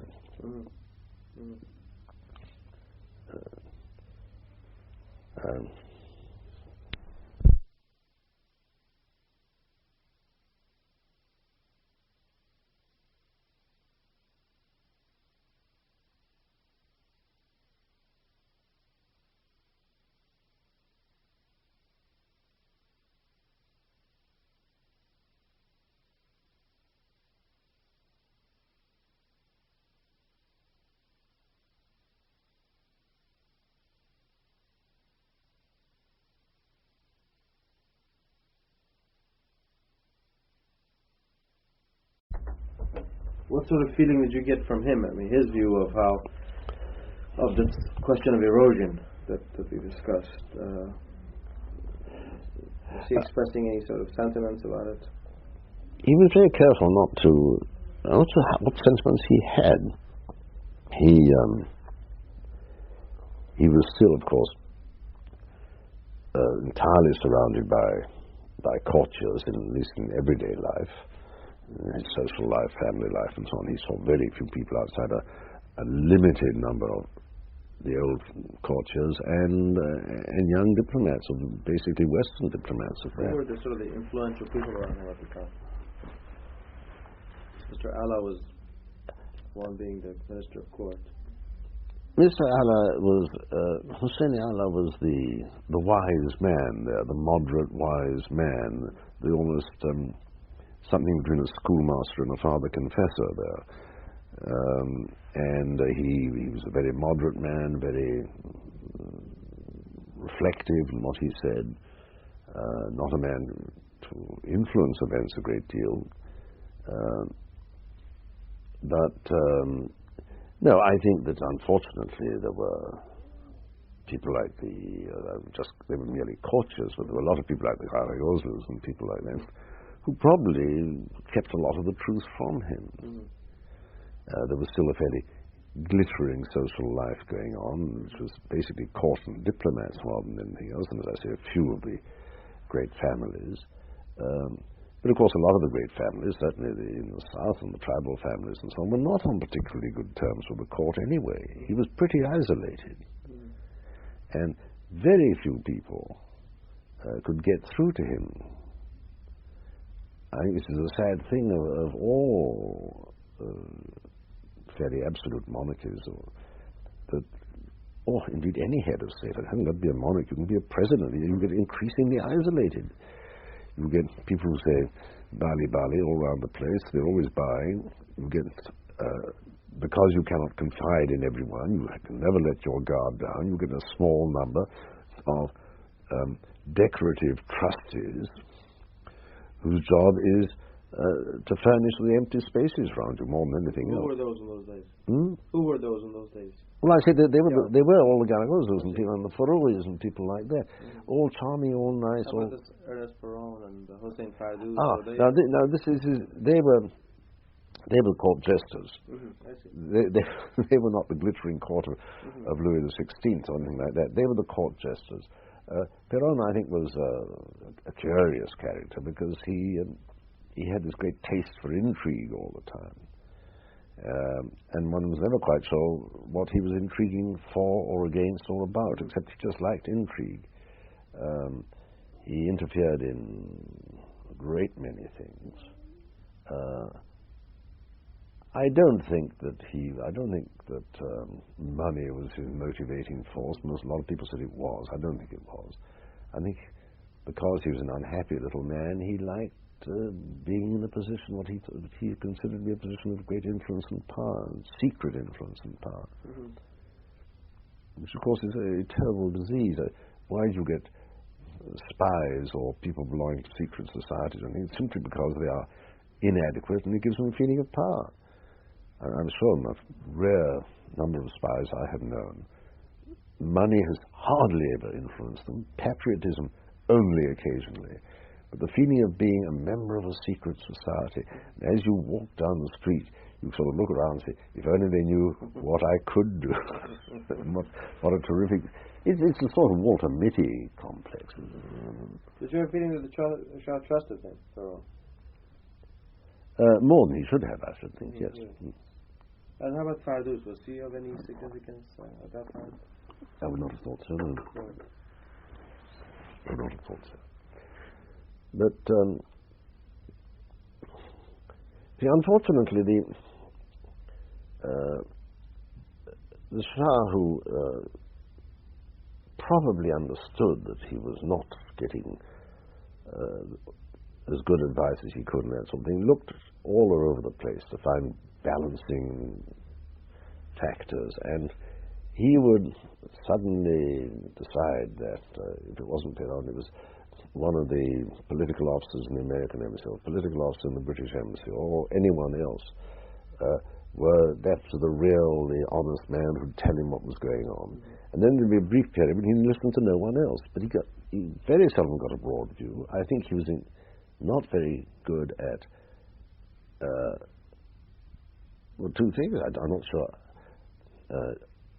typically Iranian as he was, I'm not sure how well he understood Iranians. I'm sorry to say, but I think this is, some outside observers understood them better than the Shah did in some ways.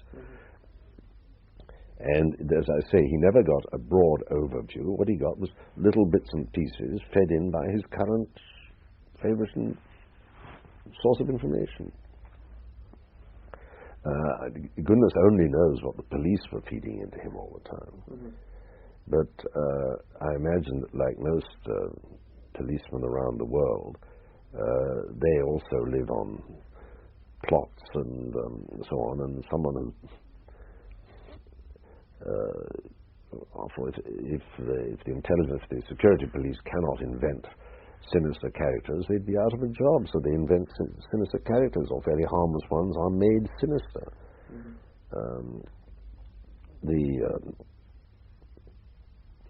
I imagine they spent more of their time on the Tudeh lineage. The Tudeh were powerful, and increasingly so.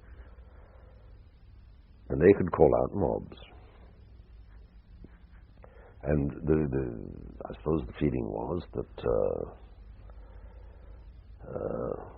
the various parties, Toiler's party and so on, were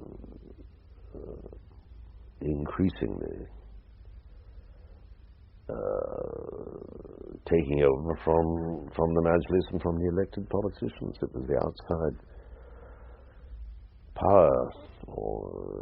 power groups, or sort of lobbies representing various interests, either labor, religious, or whatever, which were taking over. Did you ever meet Sayyid Zia? A lot. I used to spend a lot of time with. Of course, his name starts coming up from about the end of 1950 onwards as the elder statesman who would solve it all. And Sayyid Zia, I used to see a lot of. He was going to spend weekends with him. Was extremely reluctant to be dragged into it. He managed to keep out during that time. All that time. He preferred to design water gardens for the Shah or something like that rather than politics. How do you figure that? I mean, he was obviously quite great, still great ambitions. Why was he? I don't think. I'm not sure he did have great ambitions. If so, he expected to be called in without any. Going through any of the political motions. He expected to collapse and then to be called in as the saviour. He was politically astute, politically very conscious of what was going on in the country, and immensely reluctant to be dragged into it until the fruit was ready to drop off the tree into his mouth. I think this is really what it was. But how would you summarize sort of his view of the situation at that time? Do you have any sympathies for nationalization, for Mossadegh, or for the Shah's position, or for fear of communism? What was his sort of main concern at the time? Well, his main concern was to see the process of reform properly financed and going through, and a strong government which would carry through the process of land reform and administrative reform and better roads, schools, and infrastructure of industry and so on than anything else. And, of course, agriculture was his big thing. He believed that was absolutely vital to the country. It should become self-sufficient as far as possible. And with his somewhat poetic imagination, he always wanted to see, schemes for growing tea, schemes for growing sugar, everything's what he regarded as essential commodities being imported. He was a bit of a utopian idealist, and he wanted to see the money and the stability to make all these things possible. I don't know how really interested he was in the oil industry, except as a source of income for the country. He never seemed to me to concentrate his attention a great deal on, certainly not the technicalities of defining 50-50, defining what cost of production was, which occupied a vast amount of the technician's time. There are tons of paper dealing with 30 different ways of estimating the cost of production. Even labor relations, which were important, but in a sense almost secondary at that stage, occupied tons of papers and files down to the minutest detail.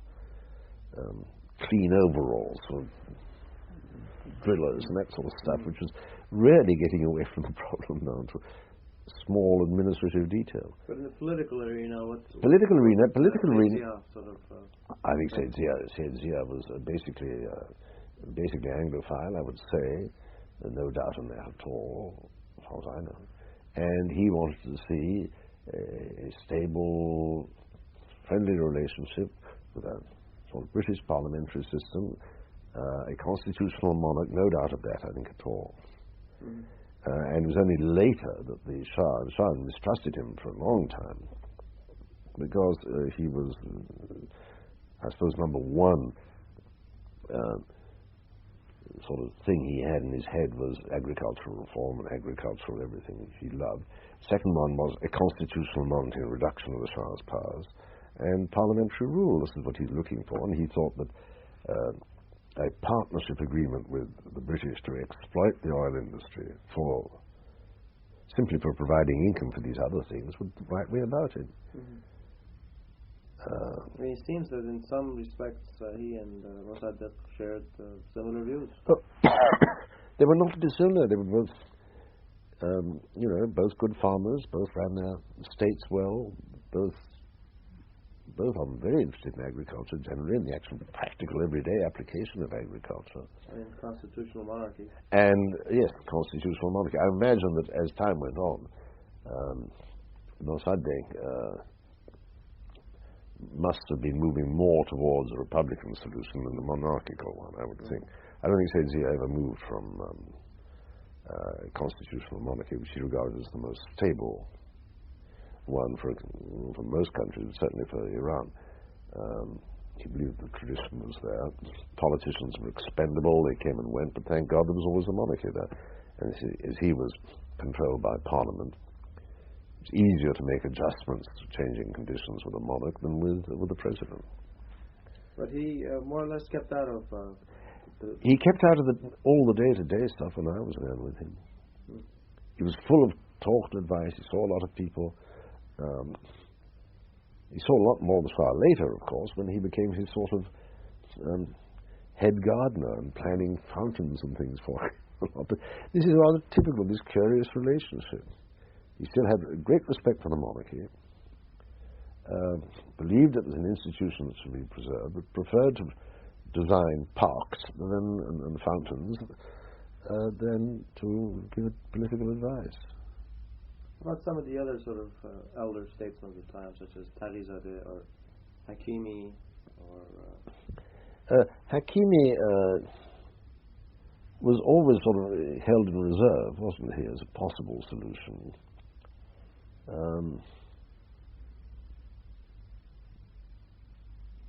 And I think that, there was, none of them had what in American terms one would call a power base in the country. So that they would have had to be, there would have been nominees of the Shah, and as such their chances with an increasingly vocal and active Majlis, the chances of forming a constitutional government were very, very small at any time. This was it. I think that no one understood. I think the Shah did understand it, but he regretted it. But really, at the time of an absolute monarch, it was true that the Majlis had taken over, that it was moving towards a constitutional monarchy, whether anyone liked it or not. So nominating people because they were honourable gentlemen was not good enough. You had to actually form a government and get a vote of confidence. About Taghi-Zadeh, did you have... Yes, Taghi-Zadeh, I thought one of the more promising candidates. But I don't think any of them had grasped the fact that they had to have 183 or whatever it was deputies on their side before they could succeed. Being nominated because all the others had failed was no answer at all. I think this is probably, coming back to Razmala, that it was realized believed anyhow that Razmara succeeded in consolidating his power, then that would really be the end of the Majlis. They would be nominated, successive prime ministers and ministers would be nominated, and the Majlis would be expected to confirm in a nice, obedient manner. It reminds me of Poland under Pilsudski, when I was in Poland, that he used to walk into the parliament with the same, put his revolver on the speaker's desk, look around and say, "Well now," "Well now," and they all, he literally take his revolver, put it on the speaker's desk. And this was Pilsudski. Now, Pilsudski, Razmara could have been a Pilsudski in the Iranian terms. And I think this is what people were scared of. And the power of the Majlis, however disorganized it was, however miserable, quite honestly, however miserable some of them were, and for sale, quite a number of them, nevertheless, that process had started of an elected parliament. And there was no going back on it. I suppose yes, a very strong military dictator. I suppose it's just conceivable that Razmara would have stopped the clock. He wouldn't have put it back. He could have stopped the clock for some time. He might even have got a degree of financial stability, which I don't know what the effect would have been. But as the rest of the world was moving on, the rest of the world oil industry was moving on, that clock would not have been stopped for very long. But some of the other personalities, such as Muzaffar Baghai, who you've spoken of, did you ever meet him or get to know him at all? Yes. And he was. Which was the fabric? One was ambassador in Paris, wasn't he? Another ambassador. There were so many of them. Yes. I don't recall right now. Yes, I know there were. I'm talking about Dr. Baghai. Yes, Dr. Baghai. Yes, Dr. Baghai. Was that on the Toilers Party? Oh, the Toilers Party, yes. I mean, he was, for a time, considered sort of Mossadegh's number 2 man early on. And then he sort of became closer to Ayatollah Kashani. And then finally there was a falling out between them and including Makki and Mossadegh. Including Makki and Mossadegh, yes.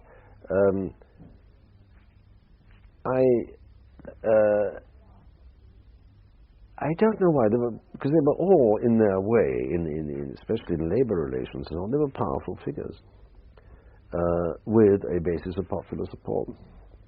At some stages, more than Mossadegh himself had. I don't really know. The Toilers Party was, at one time, really seemed likely to develop into what today would be regarded as a Labour Party.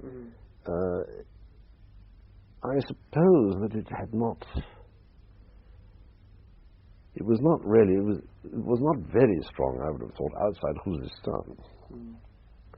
It had a sort of slightly provincial air about it. And outside the south, I think if you've got as far as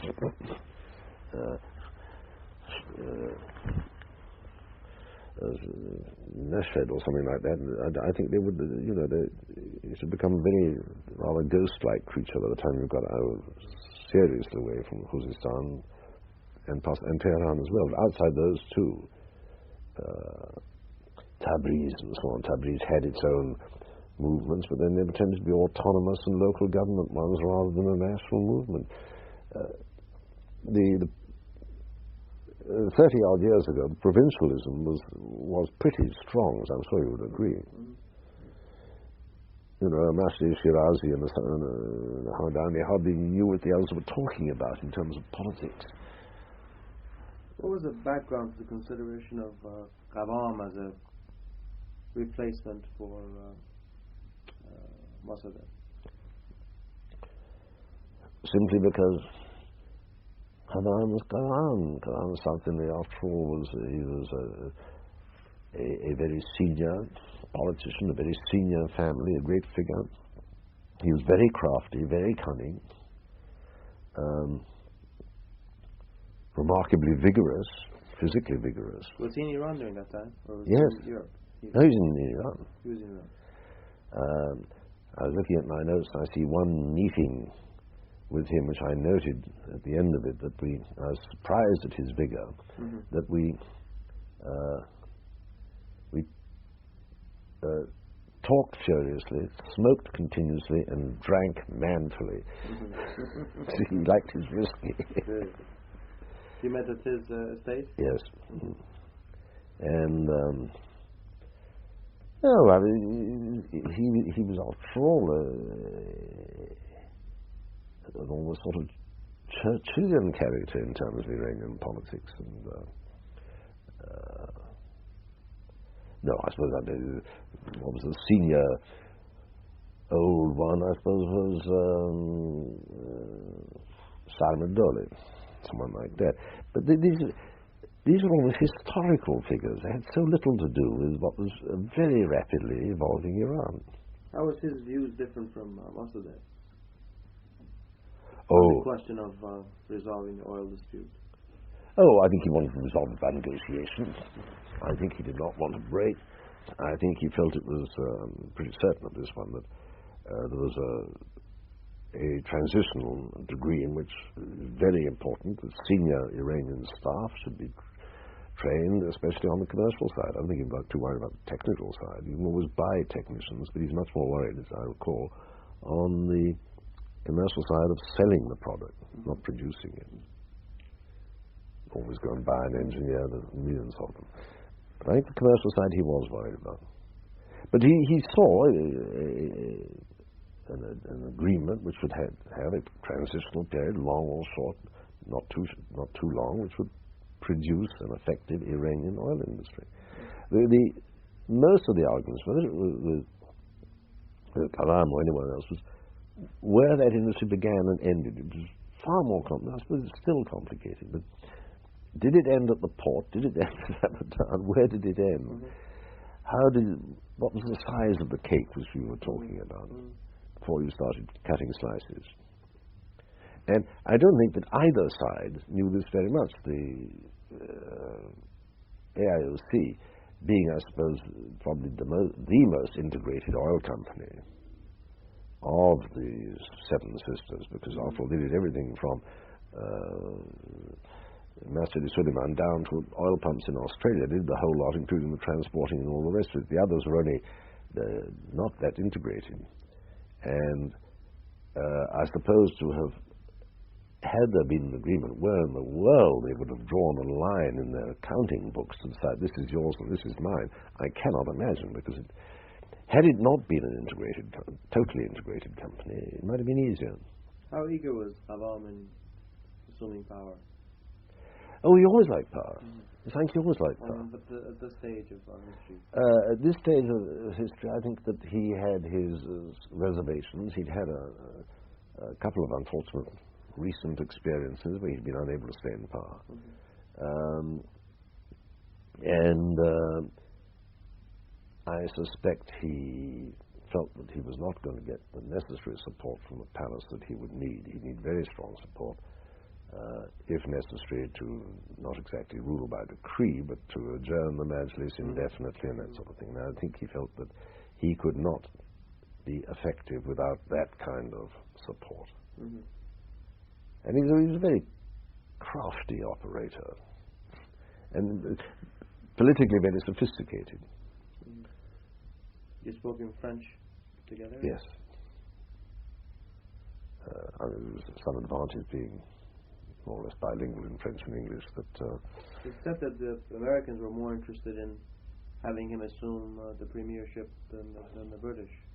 Was there a sort of a difference of opinion on that? Or what roles that the various elements, including the Shah, the British Embassy, the American Embassy, and others, play in bringing him to the fore? I suppose it might have been marginally more American interest than British interest.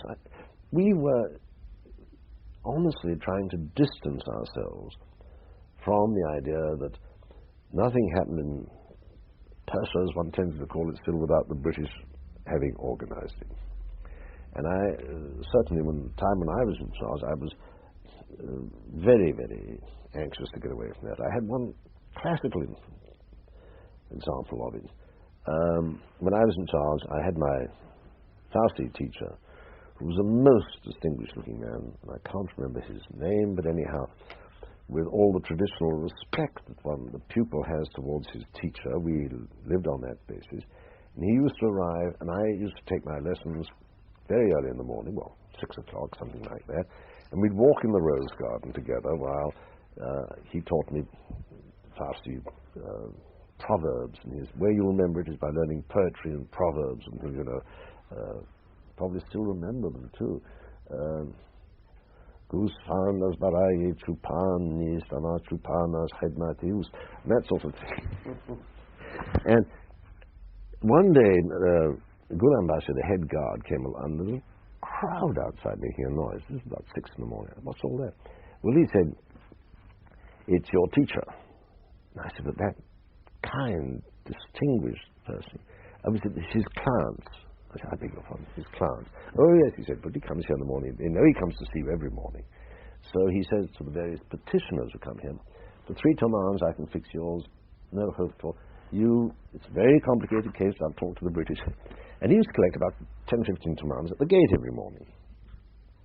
Now, being an intelligent fellow, he knew that all these people had nothing to do with us. It could be no water, it could be divorce, it could be anything. He knew that at least 1 or 2 in 10 would come right. So his reputation was fine. And then an hour later, when the lesson was over, he used to come out like a priest almost, blessing the crowd and saying, "I fixed your case. You won't have to come back and see me again." And I was serious about this. Not about the teacher, but about us. Obviously, really, shouldn't treat the British Embassy this way as a sort of underground police station or whatever. And so I had to say to him one day, "Look, I'm sorry, but I've decided to take no more lessons." "Why?" Well, I told him why. And he said, "But what have I done to hurt you?" Well, personally nothing, but I really think it's very bad for the British Embassy. This would happen every day, this crowd in the street, petitioners. And you know damn well that, listen, I've helped you with your roses, I've helped you with your Farsi, not enough time, another 5 years you'd be all right. And everyone knows that I'm your friend. Everyone knows that I can talk to you. If I make a little money for my family, doesn't you no harm? I'm in certain danger because everyone knows I'm pro-British. Everyone knows I'm your friend. What are you doing to me? And of course, this was the sort of atmosphere which existed very easily. And he was heartbroken. I used to send him presents when I stopped having lessons from him. Anyhow, I was too busy by then. And I knew it would take me several years to be competent in Farsi. So, this was, of course, this unfortunate business that really everything was decided by the British, American, occasionally Russian embassies. Nothing else mattered. And this was, I suppose it wasn't then anyhow a weakness of passing the blame to someone else. It's certainly not strictly an Iranian characteristic, because the French, to whom I'm devoted, having a French wife, always tends to say we are betrayed when everything goes wrong. Nous sommes trahis. Not us. Someone else has betrayed us. And this was a weakness in trying to negotiate what was, after all, would have been and was a turning point in modern history of Iran.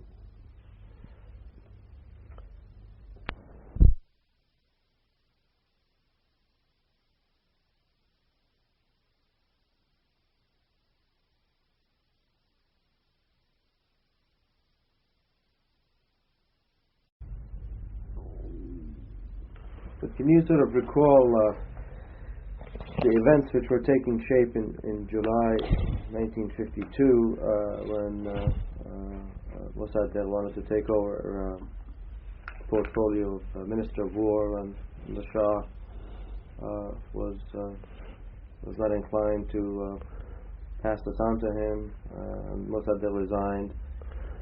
What discussions, what took place? How did it happen that Qalam was the one chosen to come back and try to take power? Well, I think that, not surprisingly, the strains on Mossadegh were beginning to tell, and he was becoming more and more messianic, if you like. More and more he was the only person who could handle the situation in his own view. He was becoming less and less amenable to outside influence, argument, or anything else. The economic situation was certainly getting a great deal worse. The political one could not remain unresolved forever. The Shah was more and more disinclined to take action. He's also aware that his own position was getting weaker and weaker. Mossadegh, yes, I think Mossadegh realized there had to be a dictatorship, and he was a dictator, and he would take the lot over. I think before July 52, a little bit earlier that year, there had been discussions. One can't pinpoint it to actual individuals or days, but it all comes back into a sort of general amalgam of different conversations where possibly Sayyid Zia, certainly Kalam and others, had suggested that the Shah would have to call on the army at some stage to inaugurate a maybe temporary, nothing is very temporary, but a very strong government, restore order, get industrial relations going again, get the treasury working.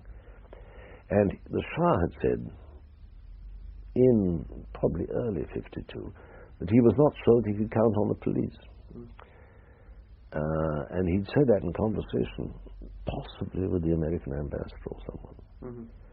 And there were even doubts as to how far, until certainly the beginning of 52, the Shah was perfectly convinced that he could at any time call on the army and there'd be no problems. But that position started to erode quite rapidly in 52. I say that by July, there was no single very stable element to exercise authority. The Shah was aware, I'm sure. See, he'd wanted to send Ashraf away. He'd wanted to send Soraya and the children away. He'd been told that if he did, it would be the beginning of real trouble. He'd be seen to be pulling up and running. And at that point, there could be serious outbreaks of disorder, which largely, I should think, organized by the Tudeh, but which would nevertheless have been quite spontaneous, because to see the monarch running away would have been terrible.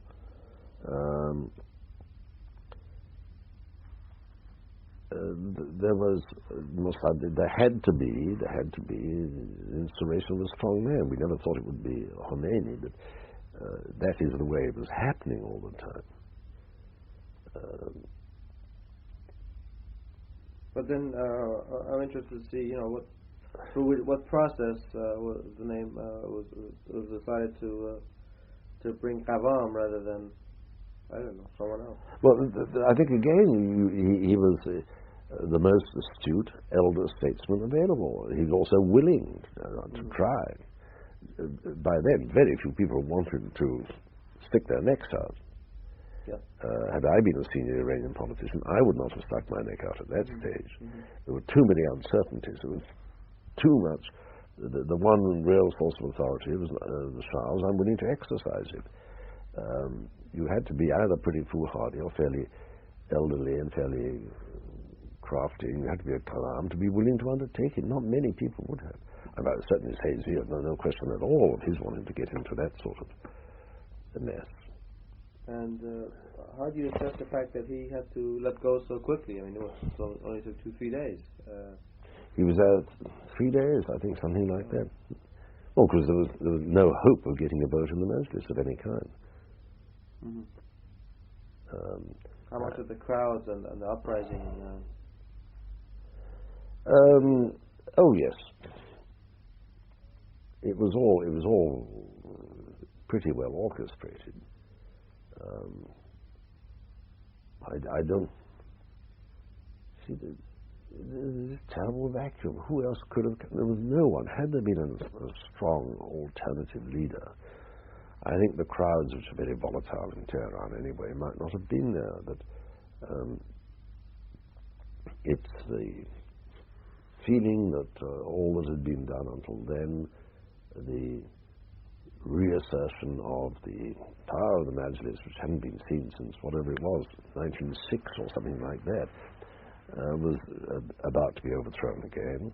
And I think another sort of Razmarah complex that the Shah would appoint a dictator who would go in by force and take over. Razmarah was suspected of being that person. Instant opposition appeared. No one was willing to. I don't think he'd find a team of ministers. Minister of the Interior, Minister of Economy. I don't think he'd find anyone who was willing to support him. And by then, I imagine that the reports he was getting from the police and the army were not altogether reassuring. There was some discussion about perhaps bringing the Qajar dynasty back. Oh, that's always been that particular point. Yes. No, I think that was. Oh yes, it was always there. I'm trying to remember which of them. Well, there were not many respectable ones available, but I think all it shows is that had been there for some while, and the real sort of political bankruptcy of the Pahlavis. Mm-hmm. Really, because there was Qajars were there was no great Qajar figure around. A couple of Zans around still, but I mean, really, it was more than anything else bankruptcy of the Pahlavis. There was I believe, a Hamid Qajar here in London. Yes, there's a Hamid Qajar here. That's right. Yeah. How serious a consideration was that? Was just something in passing? Is it really? I mean, you in Tehran, were you asked for your opinion as to? No. You couldn't. I mean, it'd been treason practically. But no, I think it was the feeling that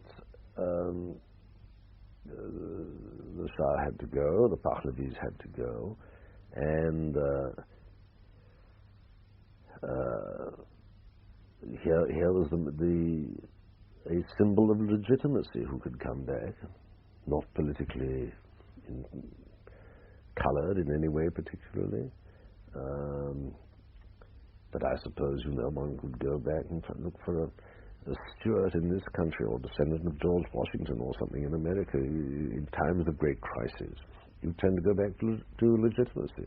There was a Prince Abdurraza who had just come back from Harvard a few years before, and he was involved in the plan organization and so forth. He was indeed, yes.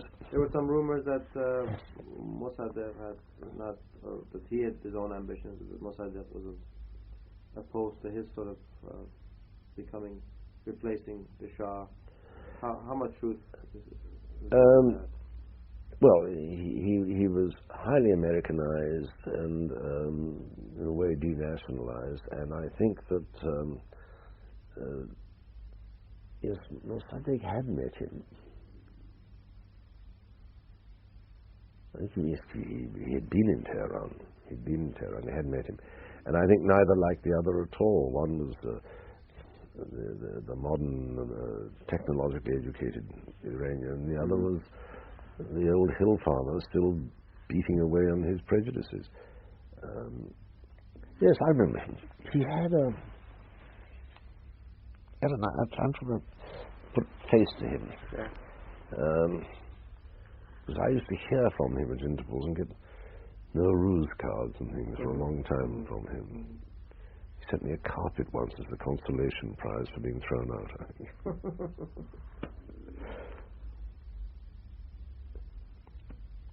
But it wasn't anything serious, I presume. No. I think that the mere fact that the people talking about finding a Qajar to take over was really the sign that the Pahlavi had proved ineffective. How about Ali Reza? Did you read him or know much of him? No. He had a reputation of being a strong figure, isn't he? He had a reputation of being a strong figure, yes. I hardly knew him, but I don't think any of them had a hope then. I really don't. Mm-hmm. Because the Toilers Party and the Tudeh and so on is really totally discredited the idea of monarchy. I'm not sure that and in fact it never came back. Almost the last nail in the coffin was Persepolis, because this was sort of Louis XIV folly, and it was in 1970. Yeah, whatever it was. Yeah. This was almost the last thing. It was a proof that the Pahlavi dynasty was frivolous. It was not serious. Were you there? Were you alive? No. Lots of my friends were, but the French, I think, really overdid it, and too much icing on the cake. And it was the final proof that they were not serious people. They were become absolutely bemused and corrupted by the idea of divine right of kings. Hell, there's never been such a feeling of divine right of kings as by the 70s, when you can think you're the chosen of God on earth, but you shouldn't really start thinking you're a god. When you do, you're in trouble. Did you ever meet that police chief that was seriously killed, Afshar Toos? No, I don't think I did. No.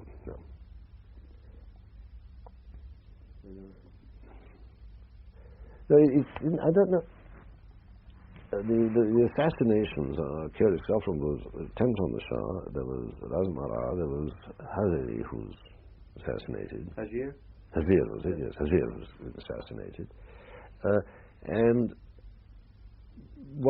it doesn't seem to me entirely spontaneous. I would not have thought it was in the Iranian character to assassinate people without it being organized. Apparently Kashani's group, Fadayan Islam. I think the Fadayan Islam must have been organized by them to give the motivation for it, because it is not, I would have thought, in the Iranian character, the sort of violence you get in the streets here or in Chicago or anywhere else. I would not have thought on the whole. And I've seen I sat in my ancient Rolls Royce in the middle of large demonstrations and stone throwing and that sort of thing. And on the whole, it was not given to great physical violence.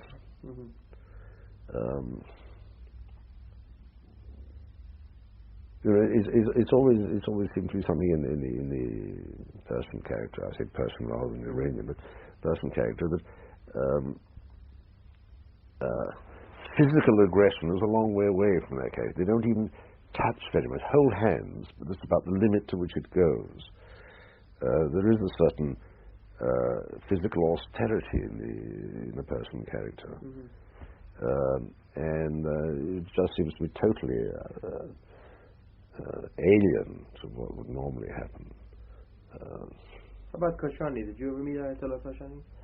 I must have met him, yes, but I can't. He was.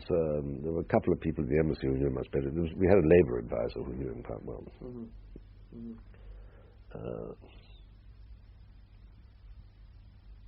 Was there any attempt to try to sort of influence his way of thinking about things and perhaps solicit his assistance in coming to a solution? More on the purely industrial side than anything else. I seem to remember that the Labour man had quite good relations with him. He used to have a lot of talks about Iranianization, education, and so on, and trying to look ahead where one could see in a quite short future an industry which was at least 99% Iranian. This was with Kashani? With Kashani, yes.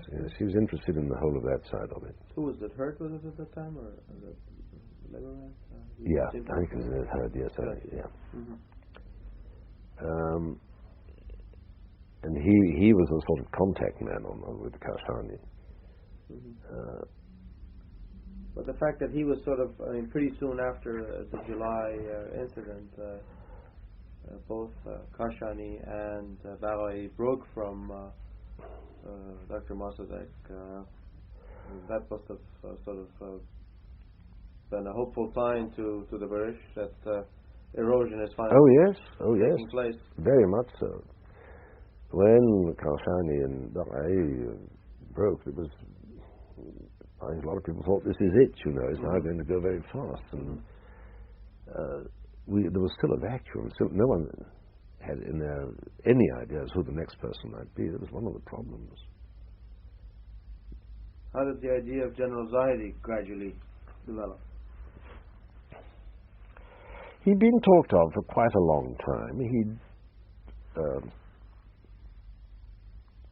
put himself forward, more or less. He put himself forward? He'd sought contacts with both the Americans and ourselves. He'd arranged a fairly clandestine meeting with Sir Francis Shepherd.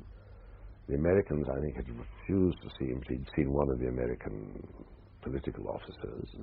Sir Francis Shepherd saw him. I saw him out in the country and all the rest of it. How did he strike you the first time you saw him? He struck me as one of the rare people who knew what he wanted to do at that time. Really? And was willing to have a program and go ahead with it. He seemed to be a man of considerable decision. How early when did you actually see him? Well, I followed up. Sir Francis Shepherd must have seen him. I've actually got the record of the interview in late-ish in 51, something like September. 51. I saw him in. Must have been early 52. I remember I was partridge shooting, and I must have seen this when the occasion of seeing him was on a shooting party. Is it possible for you to describe this interview in detail, the first time you saw it? I've got the full record of it, yes. I need to refresh my memory on it. No, I think he was a man who was regarded as fairly unscrupulous, but at least a rare quality then. He knew where he wanted to go and what he was willing to do. What was that? What was that? To take over with or without the support of the Majlis, with hopefully the support of the police and the armed forces, and restore the budget, restore normal working conditions. Everything had slowed down terrifically by 1952. So many people had not been paid. Civil servants hadn't been paid. Police hadn't been paid, and so on. And he's willing to go in, seek substantial credits. There was still £18 million on the table, which would have seen him through quite a bit of time. And the Americans at that time were willing to negotiate a line of credit for him. And he was looking for a strong government, normality, and of course, he was loyal to the Shah. The concept of the Shah, not sort of, I think he felt the Shah was far too damn weak, and that he could do a better job, but he was loyal to the concept of the monarchy. Like a lot of people like the Said Zia, people like that, but as an institution, it should be preserved. And either the Shah as a person had to be reduced to a fairly decorative role, or he had to be strengthened, which he would play the role of a strong constitutional monarch, perhaps a little bit more than a constitutional, an executive monarch, if you like. I think there was a great fear among a lot of senior Iranians and upper classes and so on, that really the oil industry, the oil crisis and so on, one thing, but what they were really seeing, and they were right, was that the whole institutions of Iran were at threat, and that no one quite knew what would take its place if those institutions were destroyed. And by the time I got to 52, I think this was a very profound feeling. Certainly, one was openly speculating as what would happen after the Pahlavis. They were already thinking what happens after the Pahlavis, without thinking of any of the things that have happened since then. That this was the end of an era, I think, was widely felt by. Yes, certainly quite early in 52. Yeah, certainly by July. And it is this sort of very insecure feeling of the end of an era, end of an institution. It's a very upsetting one. It's like being in a quicksand. You don't know where you're going. Solutions come and go. None of them seem the right one. I imagine it felt like this in the French Revolution or in the Russian Revolution of 1906 or something like that. You really is no stable ground. Did you and the Americans talk to each other about your interests or contacts with Zahedi? Is this something that was coordinated? Oh, yes. How about the Shah? Did he? Aware? He was aware. He was aware, yes. Mm-hmm.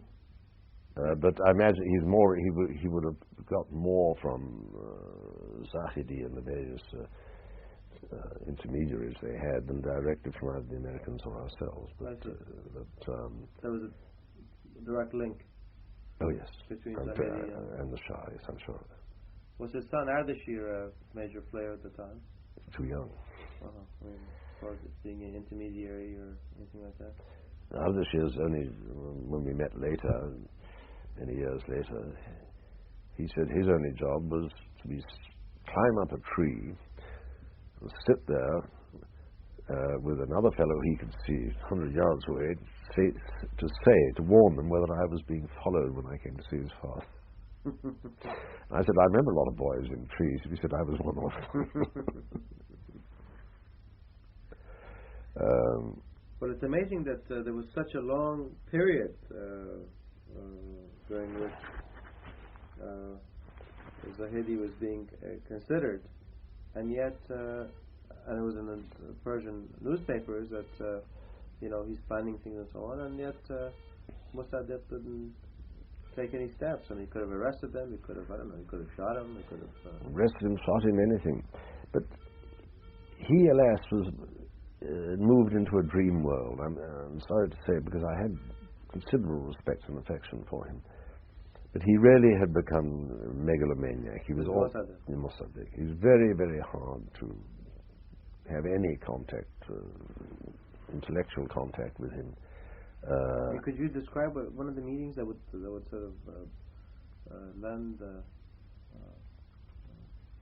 sort of describe this conclusion you'd come to? I mean, how was he behaving that you get this conclusion? The conversations were getting longer and longer. Mm-hmm. 3 hours would be quite normal, which for a prime minister is ridiculous. Mm-hmm. We would then start at any time from about 1900 onwards and go into the whole thing. We'd done it 100 times. We'd then go into the wickedness of the oil company. We could never really get him to talk about what we could do next. I can never get him to concentrate on a single fact, such as, by then, as I said, we had something like 18 million pounds on the table. The Americans and others had fallback and rescue operations, which he was aware of, or at least his ministers were aware of. You could never get him down to concrete matters. It was all, by then, an almost obsessive view about the whole problem. And that the only way to do it for everyone to go away, shut down the industry, it doesn't matter. Finish it all, everyone go away, and we'll be very happy growing melons. It really was, he had become quite obsessive. And then the sheer length of these inconclusive meetings were terrible, fairly exhausting, and totally inconclusive. No one would be met by no one had, of course, half the world press was sitting there at the time. There were the embargo on the sale of Iranian oil and that sort of thing. It was but none of this could be discussed. What, he didn't want to discuss them? He didn't want to discuss it. All he was talking about was good and evil, the wickedness of the oil company, the wickedness of all the foreigners who were against him, all of them.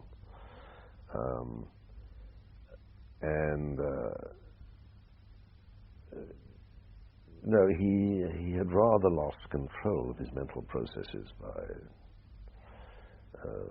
July, August 52. I mean, there are people who say that what you describe as sort of his mania or loss of mental processes was, in fact, different objectives and points of view. He considered this a purely political problem, while you people perhaps saw it as more economic and commercial, and that's the reason you could not communicate. Well, one of the reasons one can communicate, as I was saying, he could only see it in terms of good and evil, of black and white. He couldn't see it in terms of problems which possibly had solutions. All problems do. And he was obsessive to that degree. So that when one was instructed to try and talk about making credits available and that sort of thing, it was irrelevant to him. And I suspect that in the conversations he had with the Shah, it must have been very difficult also, because the practical problems of the day, the practical problems of a weakening economy, of troubles because people were not being paid and salaries not being paid, were irrelevant to him. He had become I don't know what you would say, starstruck in a way. He could only just see this one political problem. Get rid of everyone, give us our industry, go away.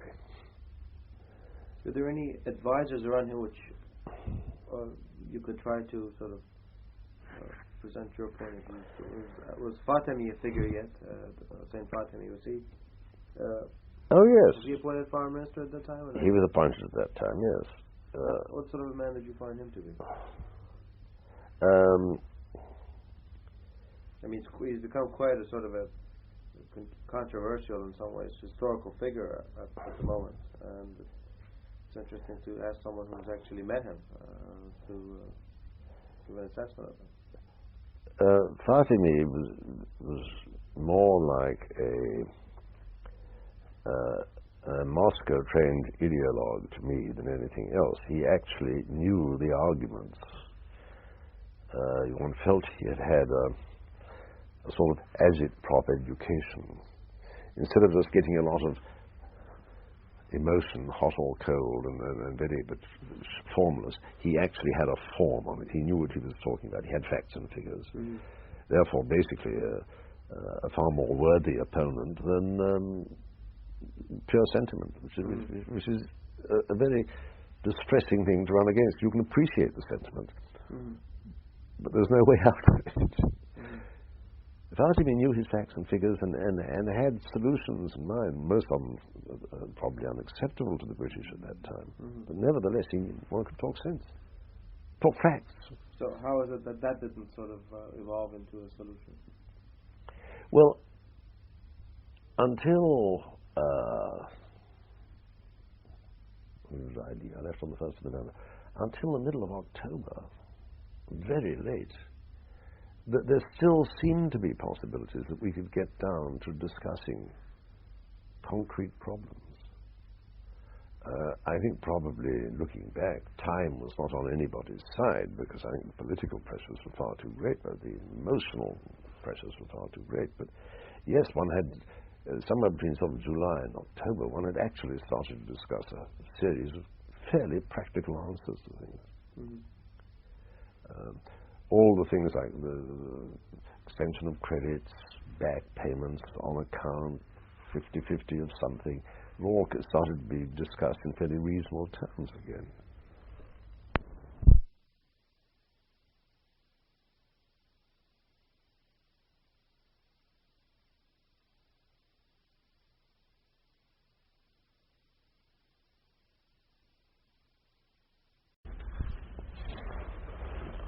So we could perhaps end this interview if you could just describe the events preceding the breakage of diplomatic relations. I mean, what brought that on, and how was it communicated to you?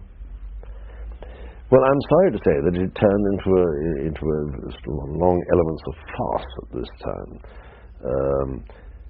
There had been a series of exchanges of notes in which various deadlines were laid down for the payment of monies due by the ex-oil company and so on, which were then answered saying, we do not recognize any of these claims. What do you mean ex-oil company, and all the rest of it?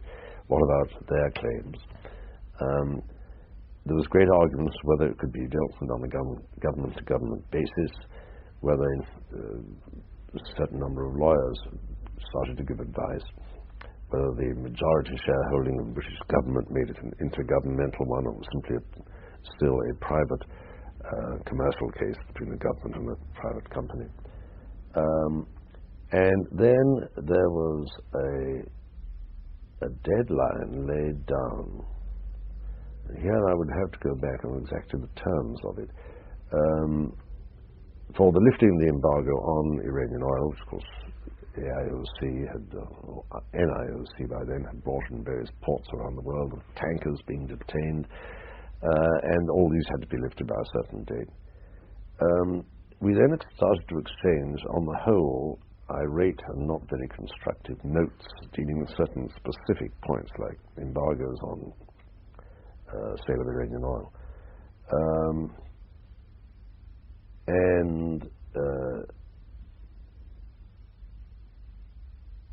Then I was given a deadline for answers to 2 or 3 of these notes, or there would be a break in relations.